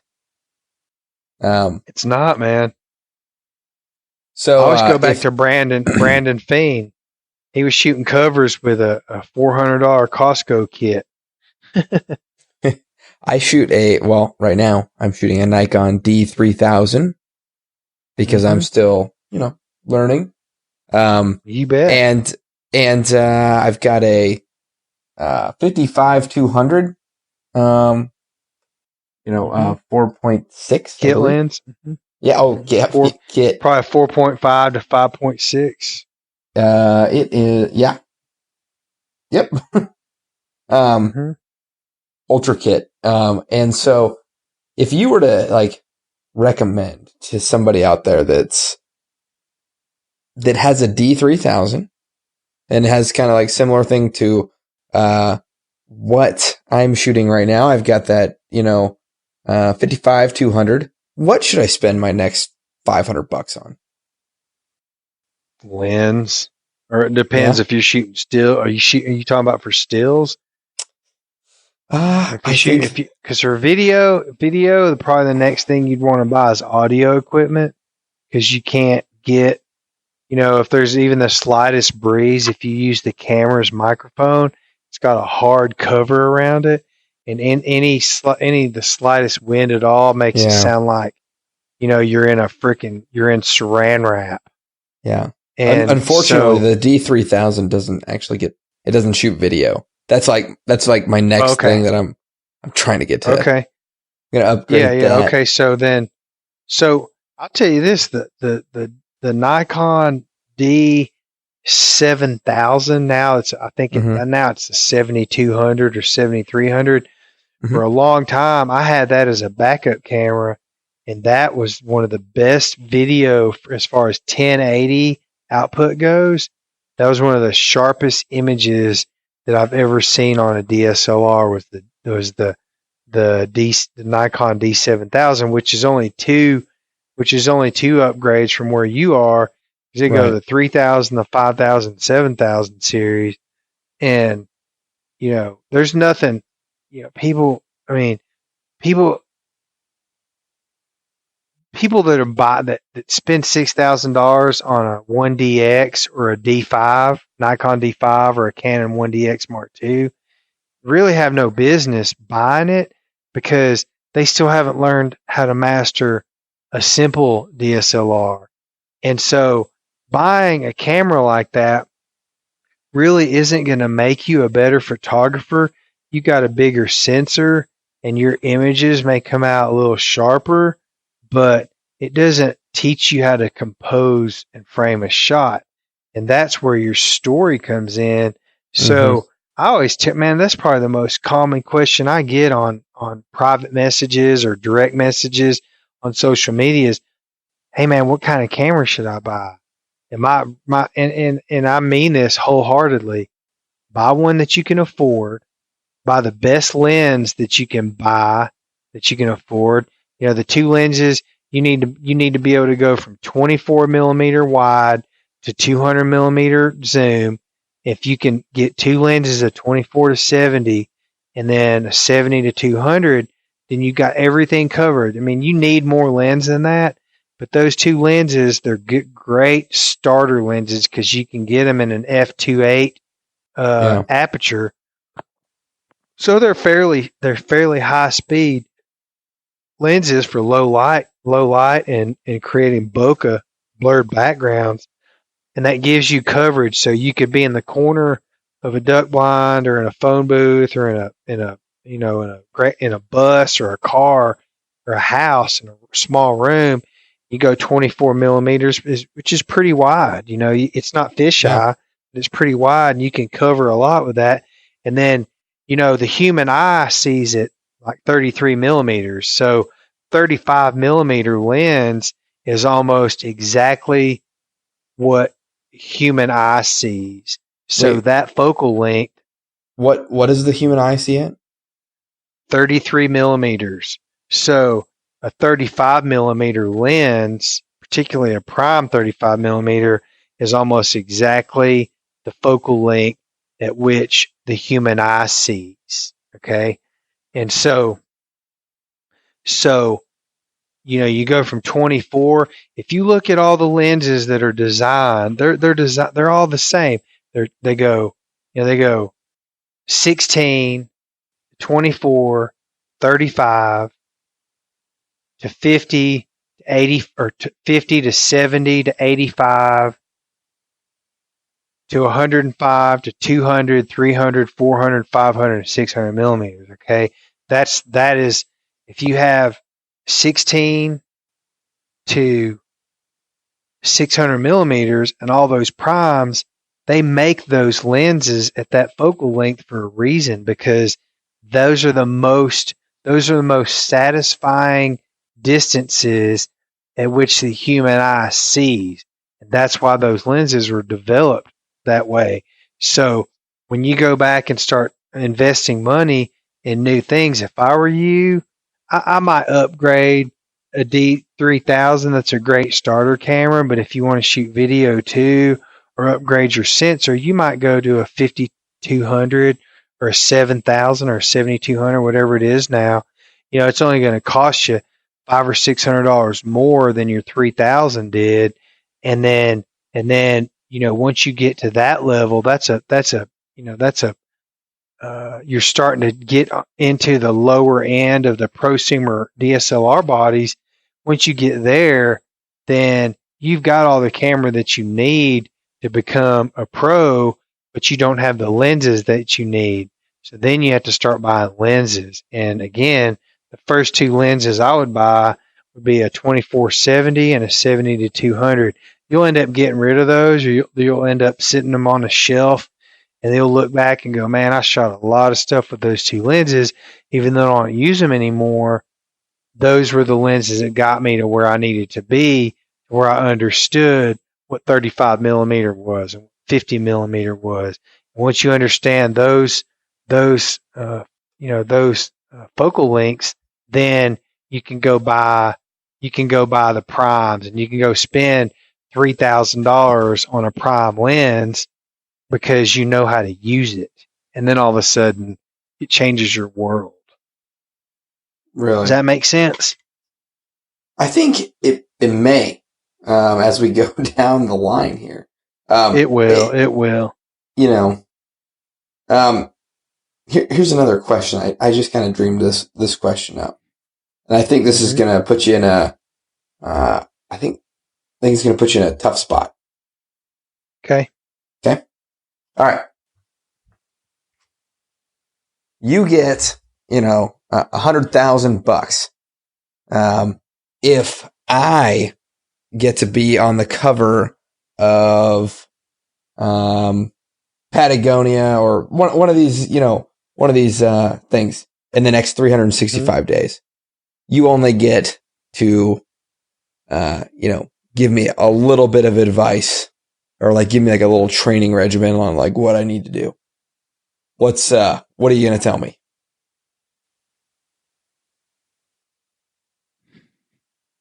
Shoot at the right time of day. Either shoot in the morning or shoot in the afternoon. Pick your day. Pick your days. Look at your weather forecast. Know when you're going to have a sunny morning and know when you're going to have a sunny evening. Tell me what do you want your subject matter to be? If there's sky involved, don't go on a clear bluebird day. Pick a day where you've got some clouds, because clouds give your sky texture and depth and color and contrast. And there's a lot to that to answer that question. So if I'm teaching you and coaching you how to get it, these are the things that they are. So go shoot in the morning. Make sure you got clouds in the sky. If you see rain coming, make sure you're there pre-storm and post-storm, because some of the greatest light ever might come at 1:00 in the afternoon post-storm.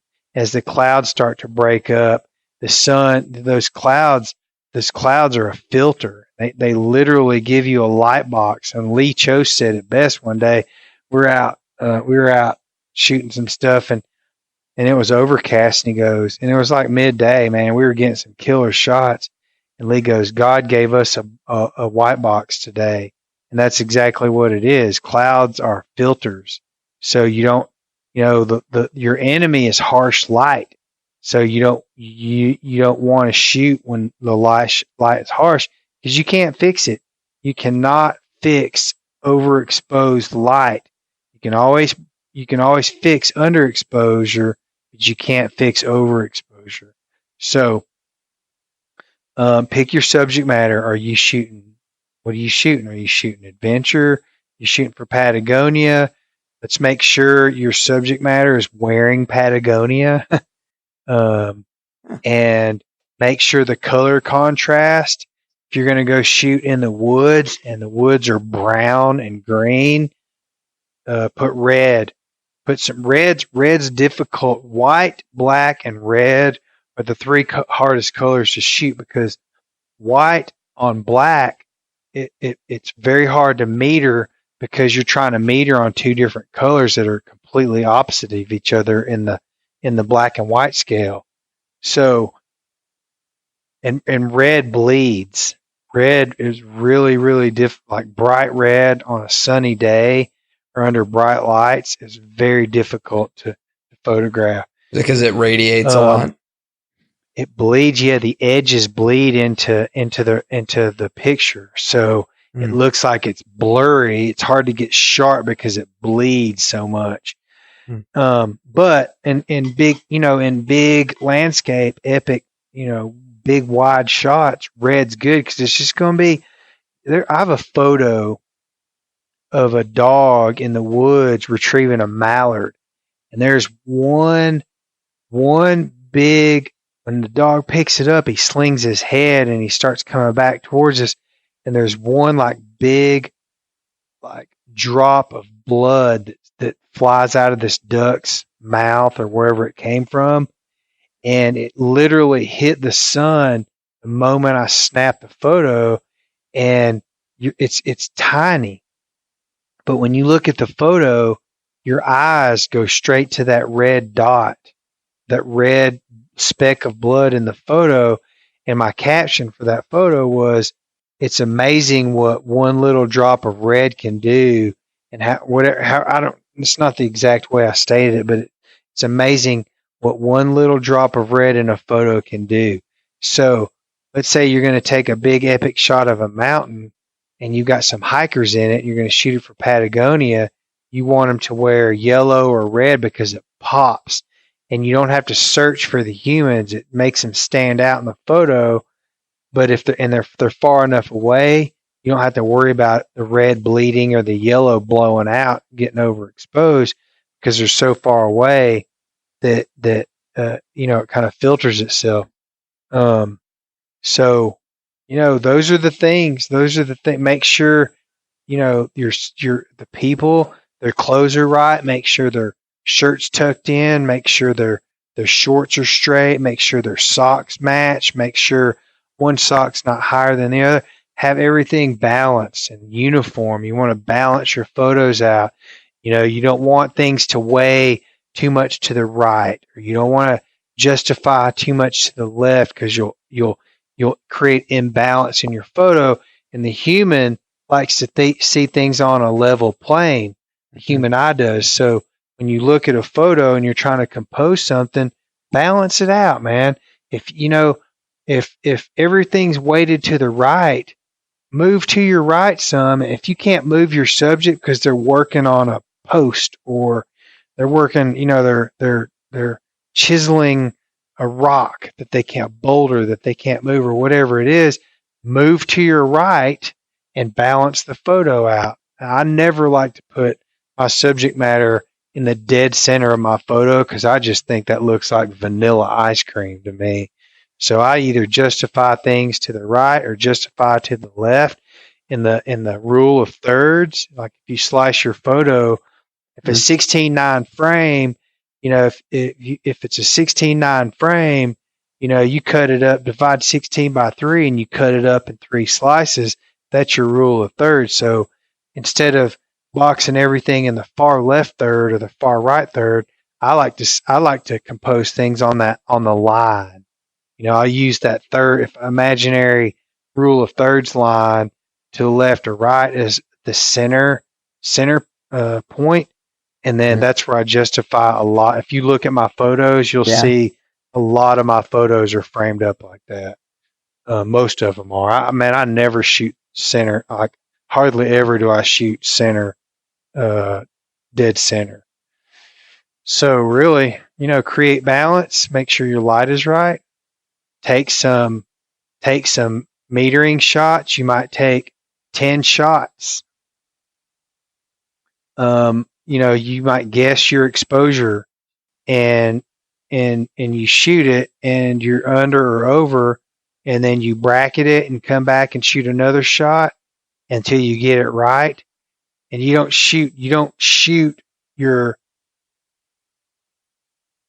try to execute your goal until you've got your camera and your light metered properly, because you're just wasting your time. You should be out there way ahead of everyone else, making sure your camera settings are set so that when you get your talent into the field, you snap your shots off and you know exactly what you're doing, and you don't waste their time trying to, because you look like an amateur out there. I mean, again, I'm not criticizing, the amateur level of photography, because everybody has to go through that. But if you're trying to be a professional, the last thing you want to do is be fumbling around with your camera and your settings and go, okay, we got to retake this, take number 8. You just want to be able to get it done as quickly as possible and most efficiently as possible, because everybody's got something better that they could be doing. Yeah, sure. You know what I'm saying? Sure. I'm gonna show you that. I'm gonna go to my Instagram page. I want to show you that picture. Go to, I think it's on my, go to my outdoor cameraman page. Have you been to that page before? Yep. Okay. Now, scroll down. You'll see my son in his baseball uniform walking across the field. Number 4. Below that, there's a black dog carrying a duck, and he's half his face is in the shade, and he's facing my lens. Yeah. Okay. And there's a black lab carrying it. Now, wow. Now, blow that picture up. See that red dot right in front of his bill? That blood spot? Yeah. That's the blood spot I'm talking about. Now, when you turn your backlight up on your phone and you don't blow that photo up and you just look at it, like, I don't know what you see. You see a lot in that photo, but at some point your eye will be drawn to that blood dot. That blood, speck of blood. That's where it immediately went. That was. Mm-hmm. You're right. That's see what I'm crazy. saying? Yeah. Mm-hmm. Pretty Just cool. a little And bit I also of color. see that. I see your red too. Your red camera. Picture of you operating it out in the marsh. Yeah, that's right. It looks like there's like a fire going on in there. There is. They run super hot. If you run them too long in hot weather, you'll burn them up. Yeah. Anyhow, you're also a friend of Tom Rowland's? Oh yeah, I've been working with Tom. I shoot. He has 2 TV shows. One's Into the Blue, and the other is Saltwater Experience. I've shot a couple episodes of Saltwater for him, but I shot Into the Blue for like 4 years down in Key West. Oh, I didn't know that. Are you from Chattanooga? No. I'm from Nebraska. Okay. I've been talking to Tom though for the last couple months. We're on the same podcast producing network, kind of like a little link up thing. We kind of link together, and so we have Tom's a really good friend of mine. He's a nice guy. He's a really nice guy. Yeah, Tom's a great guy. Yeah, he paid my bills for a couple of years just on Into the Blue. Yeah. Yeah. I'm down here in Florida right now, so. Where are you at in Florida? Orlando, unfortunately. Gotcha. Well, not unfortunately, but just not near the coast, so. Sure. Yeah, he's got a lot of cool things going on with Waypoint TV and Into the Blue and Saltwater Experience and his podcast. What's it called? Tom Rowland podcast, yeah. Yeah. That's I listen. I'm not even a huge fisherman, and I listen to that. It's like on my weekly listen. So now, tell me a little bit about you have a podcast. Yep, it's called the Outdoor Cameraman Experience. We need to do some new episodes. We've been so Jess DiLorenzo. She's my business partner, and she's another fabulous photographer. She's probably one of the better female photographers in the outdoor space. I mean, there are some good ones. Jess McLaughlin is good. Nicole Belk is good. Sierra Langbell is good. But Jess is she has a wedding photography background and a portraiture background in photography, and she has a degree in digital graphic design, and so she's very professional. She and I have been working together now probably about 5 years now. She's my go-to gal. She's a fabulous photographer. She's very reliable. She works her butt off. She does, like, we do books. We do coffee table books for lots of my clients.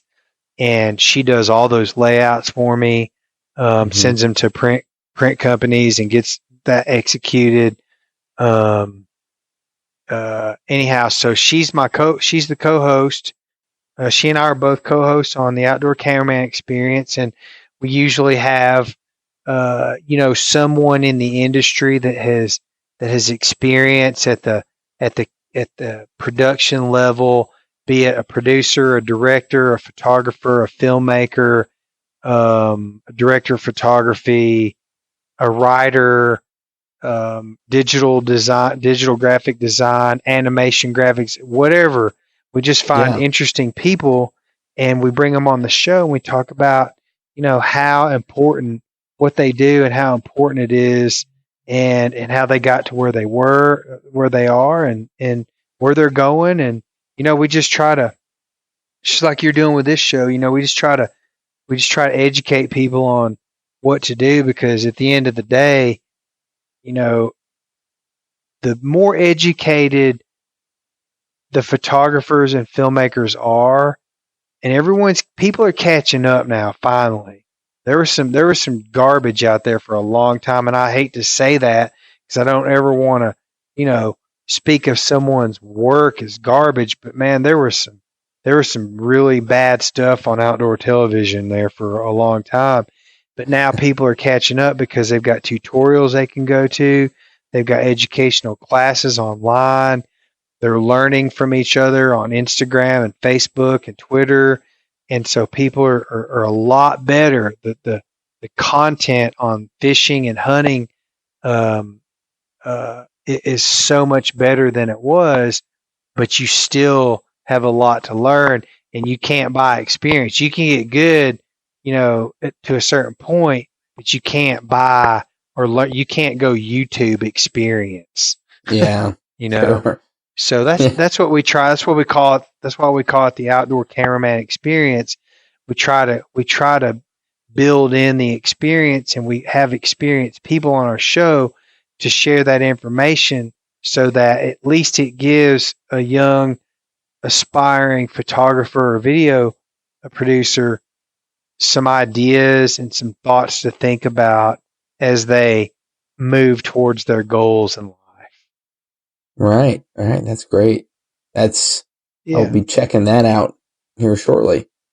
You go to our you can find that if you want to go back and look at back episodes. They're all locked in and embedded on our Facebook page too. But you can also go to YouTube and just go to the Outdoor Cameraman Experience, and all the episodes are downloadable on YouTube, on our YouTube page. Yeah, it's great. Well, what else do you have coming up here in the next couple months? What are you excited for? I'm excited to go to South Africa with Ramsey Russell. I don't know if have you seen our live short Get Ducks series? Yeah. So, Ramsey, for those of you that don't know, Ramsey, he's a special kind of guy. He was in a really bad propane explosion when he was 15 years old. He survived it somehow, miraculously survived it. Was in a deep, dark abyss in his life. Didn't want to go into public. Didn't want to finish high school. Was just, his life was terrible after that. I mean, he had 95% of his body was in second, third degree burns, and he found life in duck hunting, and it saved his life, and he found confidence in duck hunting. So then, when he started Get Ducks, which is a booking agency for international duck hunting companies and outfitters, he came up with the concept of Life's Short, Get Ducks. People kept asking him, well, how'd you come up with this? What are you doing? He would just say, man, life's short. Go get ducks. And so when he told me that story, we did a podcast about him on End of the Line with over on Duck South. And when that first started, I was a part of that show. And so we had him on there, and it was really compelling. So he and I started talking about doing a series called Life Short, Get Ducks. And he wanted to do an episode in every country that he outfits. So now we're on this quest to go to all these different countries around the world where he duck hunts and to shoot these episodes. And they're not just about duck hunting. They're about life. They're about connections he has with people. They're about culture. They're about experiences. We've done two. We've shot Australia and Argentina, and those have already been published and distributed. And then next up would be Mexico, and then Azerbaijan, and then we're getting ready, and then Alaska, and then we're going to go shoot South Africa, and let me see where we're going after that. Oh, they're going back. I'm not going on this Argentina trip. My cameraman Johnny Filtovic is going to be joining him in the same place, Rio Salada, Argentina. They're going to do a little bit differently this time. So yeah, we're doing a whole series. This is a long-term commitment and project. This may go on for the next 3 or 4 or 5 years, depending on, where Ramsey goes. And so in June, the first 2 weeks of June, we'll be in South Africa hunting ducks and filming. And then, like I said, I'll be in August. I'll be in British Columbia filming the stone sheep hunt, and then Kevin Van Dam, and then Tajikistan. And there's just some other things. I'm going to Chad and Northern Africa.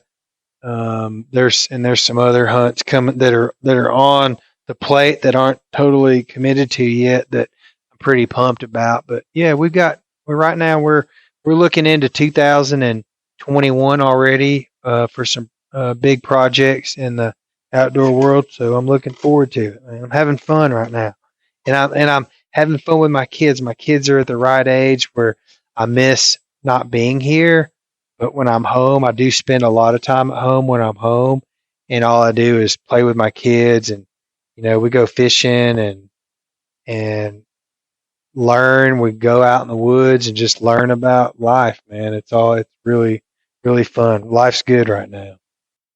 That's good, man. That's good.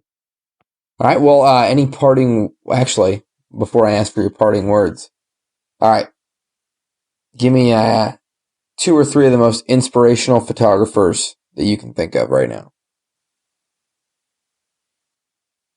Annie Leibovitz.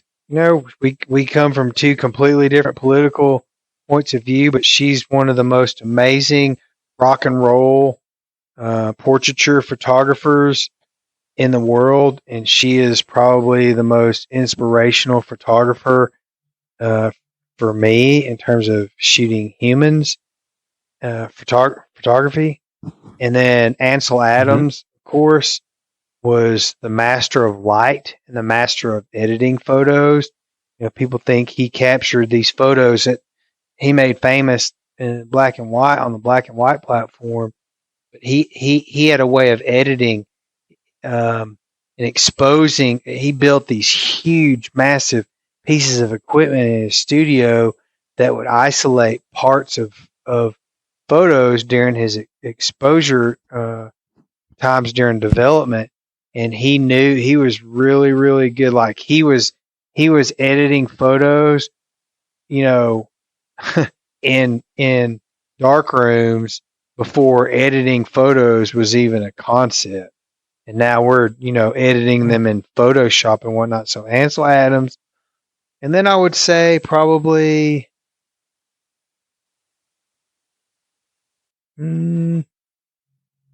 probably Jimmy Chin. But there was a lot of really, really good climbing and outdoor adventure photographers for Patagonia and the North Face when I was shooting for them that were very, very inspiring. Those were the people. There was a guy named Keenan Harvey who shot for Patagonia for freaking 10 years. And he was the one that busted out. Like everyone was focused on climbing, and he started, he started busting out the landscape shots and going big and epic while everyone else was tight, tight and cozy with their subject matter. He was going big and bright and epic. And for many years, he was my inspiration too. So probably I would say those three people were the most influential photographers. But I'll tell you this: one of the most important photos that I don't even know the guy's name. I used to know it, but I forgot it. The most important photo, I think, to me, was the photo of Muhammad Ali when he knocked Sonny Liston out, when he shocked the world.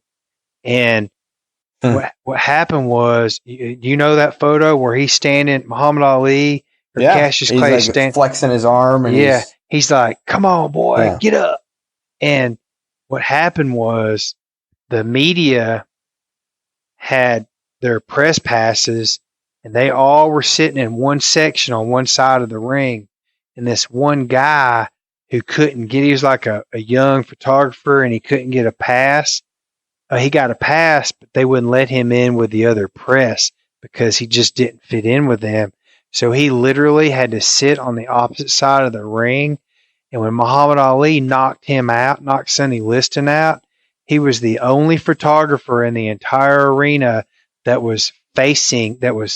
Muhammad Ali was facing the photographer. Everyone else was shooting photos of the back of his head, and he was the only one that got that shot. And so the importance to me is that, don't ever think you have to, like, when you go to a sporting event or a wedding or a big event, don't go to where everyone else is shooting photos. When everyone else is going over there, go find somewhere else, go find a completely different angle, and you'll get shots. If you go back and look at my photos from the Bassmaster Classic in Knoxville this year, I went up to the edge of the stage. It was stage left, front row, and all the other photographers sit in the media area, which is center stage, because that's where they can get their best center shots of the stage. I went to the far left, and I got these incredible photos of Ott Defoe and Keith Poche and Ott's family, and even Mike Iaconelli jumping in the crowd.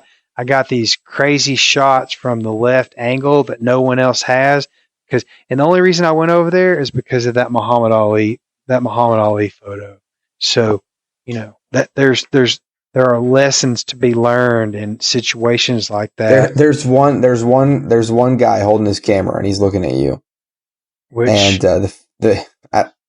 one? I'm looking at this photo right now. You're laying on the ground. There's a bunch of ticker tape around you.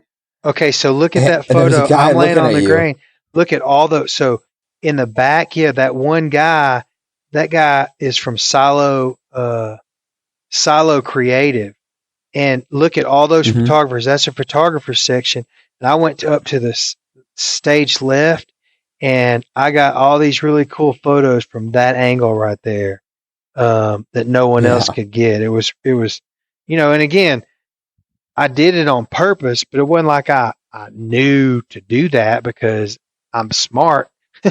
I just happened to read the story about, I have a book called, the 100, what's it called? It's called the World's Most Iconic Photos, the 100 Pictures That Changed History in the World. and it's a great book. And that's where I read the story about that photo of Muhammad Ali standing over Sonny Liston. And that's one of those things that's imprinted in my mind where I'm always going, okay, everyone else is going over here.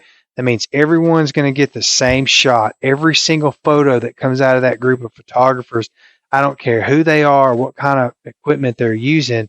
If I walk over here and shoot it with my iPhone, I'm going to get a different angle, and it's going to be the angle it's that gonna be stands different. out because everyone else's is the same. That's my parting shot too. Parting thought. Yeah, I think that was. I think that's the best advice you could possibly give a young photographer. And hey, I appreciate you coming on to this podcast. What time is it at your place now? It's 11. Where you're in Florida? It's 1:00 there, eh? Yeah. Yep. It's 1:00 here, and I'm just I appreciate it because you just got done with traveling, and so it's really refreshing, to talk to you guys, and you guys are all very down to earth. I don't know what it is about photographers, but especially yourself, you're just very down to earth, and it's really fun, being an absolute beginner in all this to be able to reach out to you and have you, mentor me over the last 2 hours on photography. Well, my pleasure. Thank you for having me on. And I do think photographers are down to earth, especially, there's a big stage, phase of egotism that photographers go through where all of a sudden they start shooting really nice photos and it goes to their head and they think they're really great at what they do. And then they get humbled somehow. We've all been through it. I went through it. Lee Chose went through it. Clay Connor went through it. Everybody goes through it, but it's a phase. And then you get humbled and you have to eat this big old piece of humble pie. And then all of a sudden you realize you're just a photographer and you're just taking photos and you're not curing cancer and you're not changing the world. And you might change the world with one epic photo if you're in, if you're the first guy to the Berlin Wall when they're tearing it down or something. But, that's location more than anything. And so I think, really good photographers are very humble. They're very in tune to nature and they're in tune to people because you read people's faces and you're trying to capture expressions. So, what you said there is very perceptive and I think it's very true. So you should get people you should talk to Lee Chose, man. He's a really interesting guy. He's a really good friend of mine. He is an amazing photographer, and he's an even more amazing artist with his composite photography for brands. He made the Duck Commander. He made Final Approach. He made Benelli. He made Jeff Boyles. The list goes on and on and he made Under Armour. He made Under Armour Hunt and Under Armour Outdoors. He's the man. So you should track him down sometime and have him on your show if he'll do it. I talked to him a couple weeks ago, and he, once again, just I'm very humbled by everybody, all the photographers at least, that are just willing to talk to you. And he said, "Yeah, absolutely. Call me when you're a week out, and we'll set it up." And I said, "Okay." You bet. You bet. Well, Ben, thank you so much, man. I really appreciate your time and the invitation to come on your show, and I hope it goes well. I hope it's well received, and anything I can do to help anytime, let me know. Okay, absolutely. And hey, you always have a spot in my blind out in Kansas or Nebraska. So, I look forward to talking to you again here in the future. Thank you. Thank you very much, man. I appreciate that. Well, all right. You guys made it. 2 hours and 18 minutes. Hope you were just as enthralled by Jake as I was. Now, on to some more business matters here. If you enjoyed this content, if you liked it, please go leave us a written review. Can't tell you how important it is to me, and I really look forward to hearing your feedback and implementing that feedback into the show. So yeah, go give us a shout out at Instagram. You can always get a hold of me on Instagram, or you can send me an email at ben@foulfront.com or foulfront@gmail.com. I prefer you send it to that one. so I don't get everything all jumbled up. But at any rate, thanks for sticking around, and thanks for listening. And I hope that you guys had a good time. See you next week.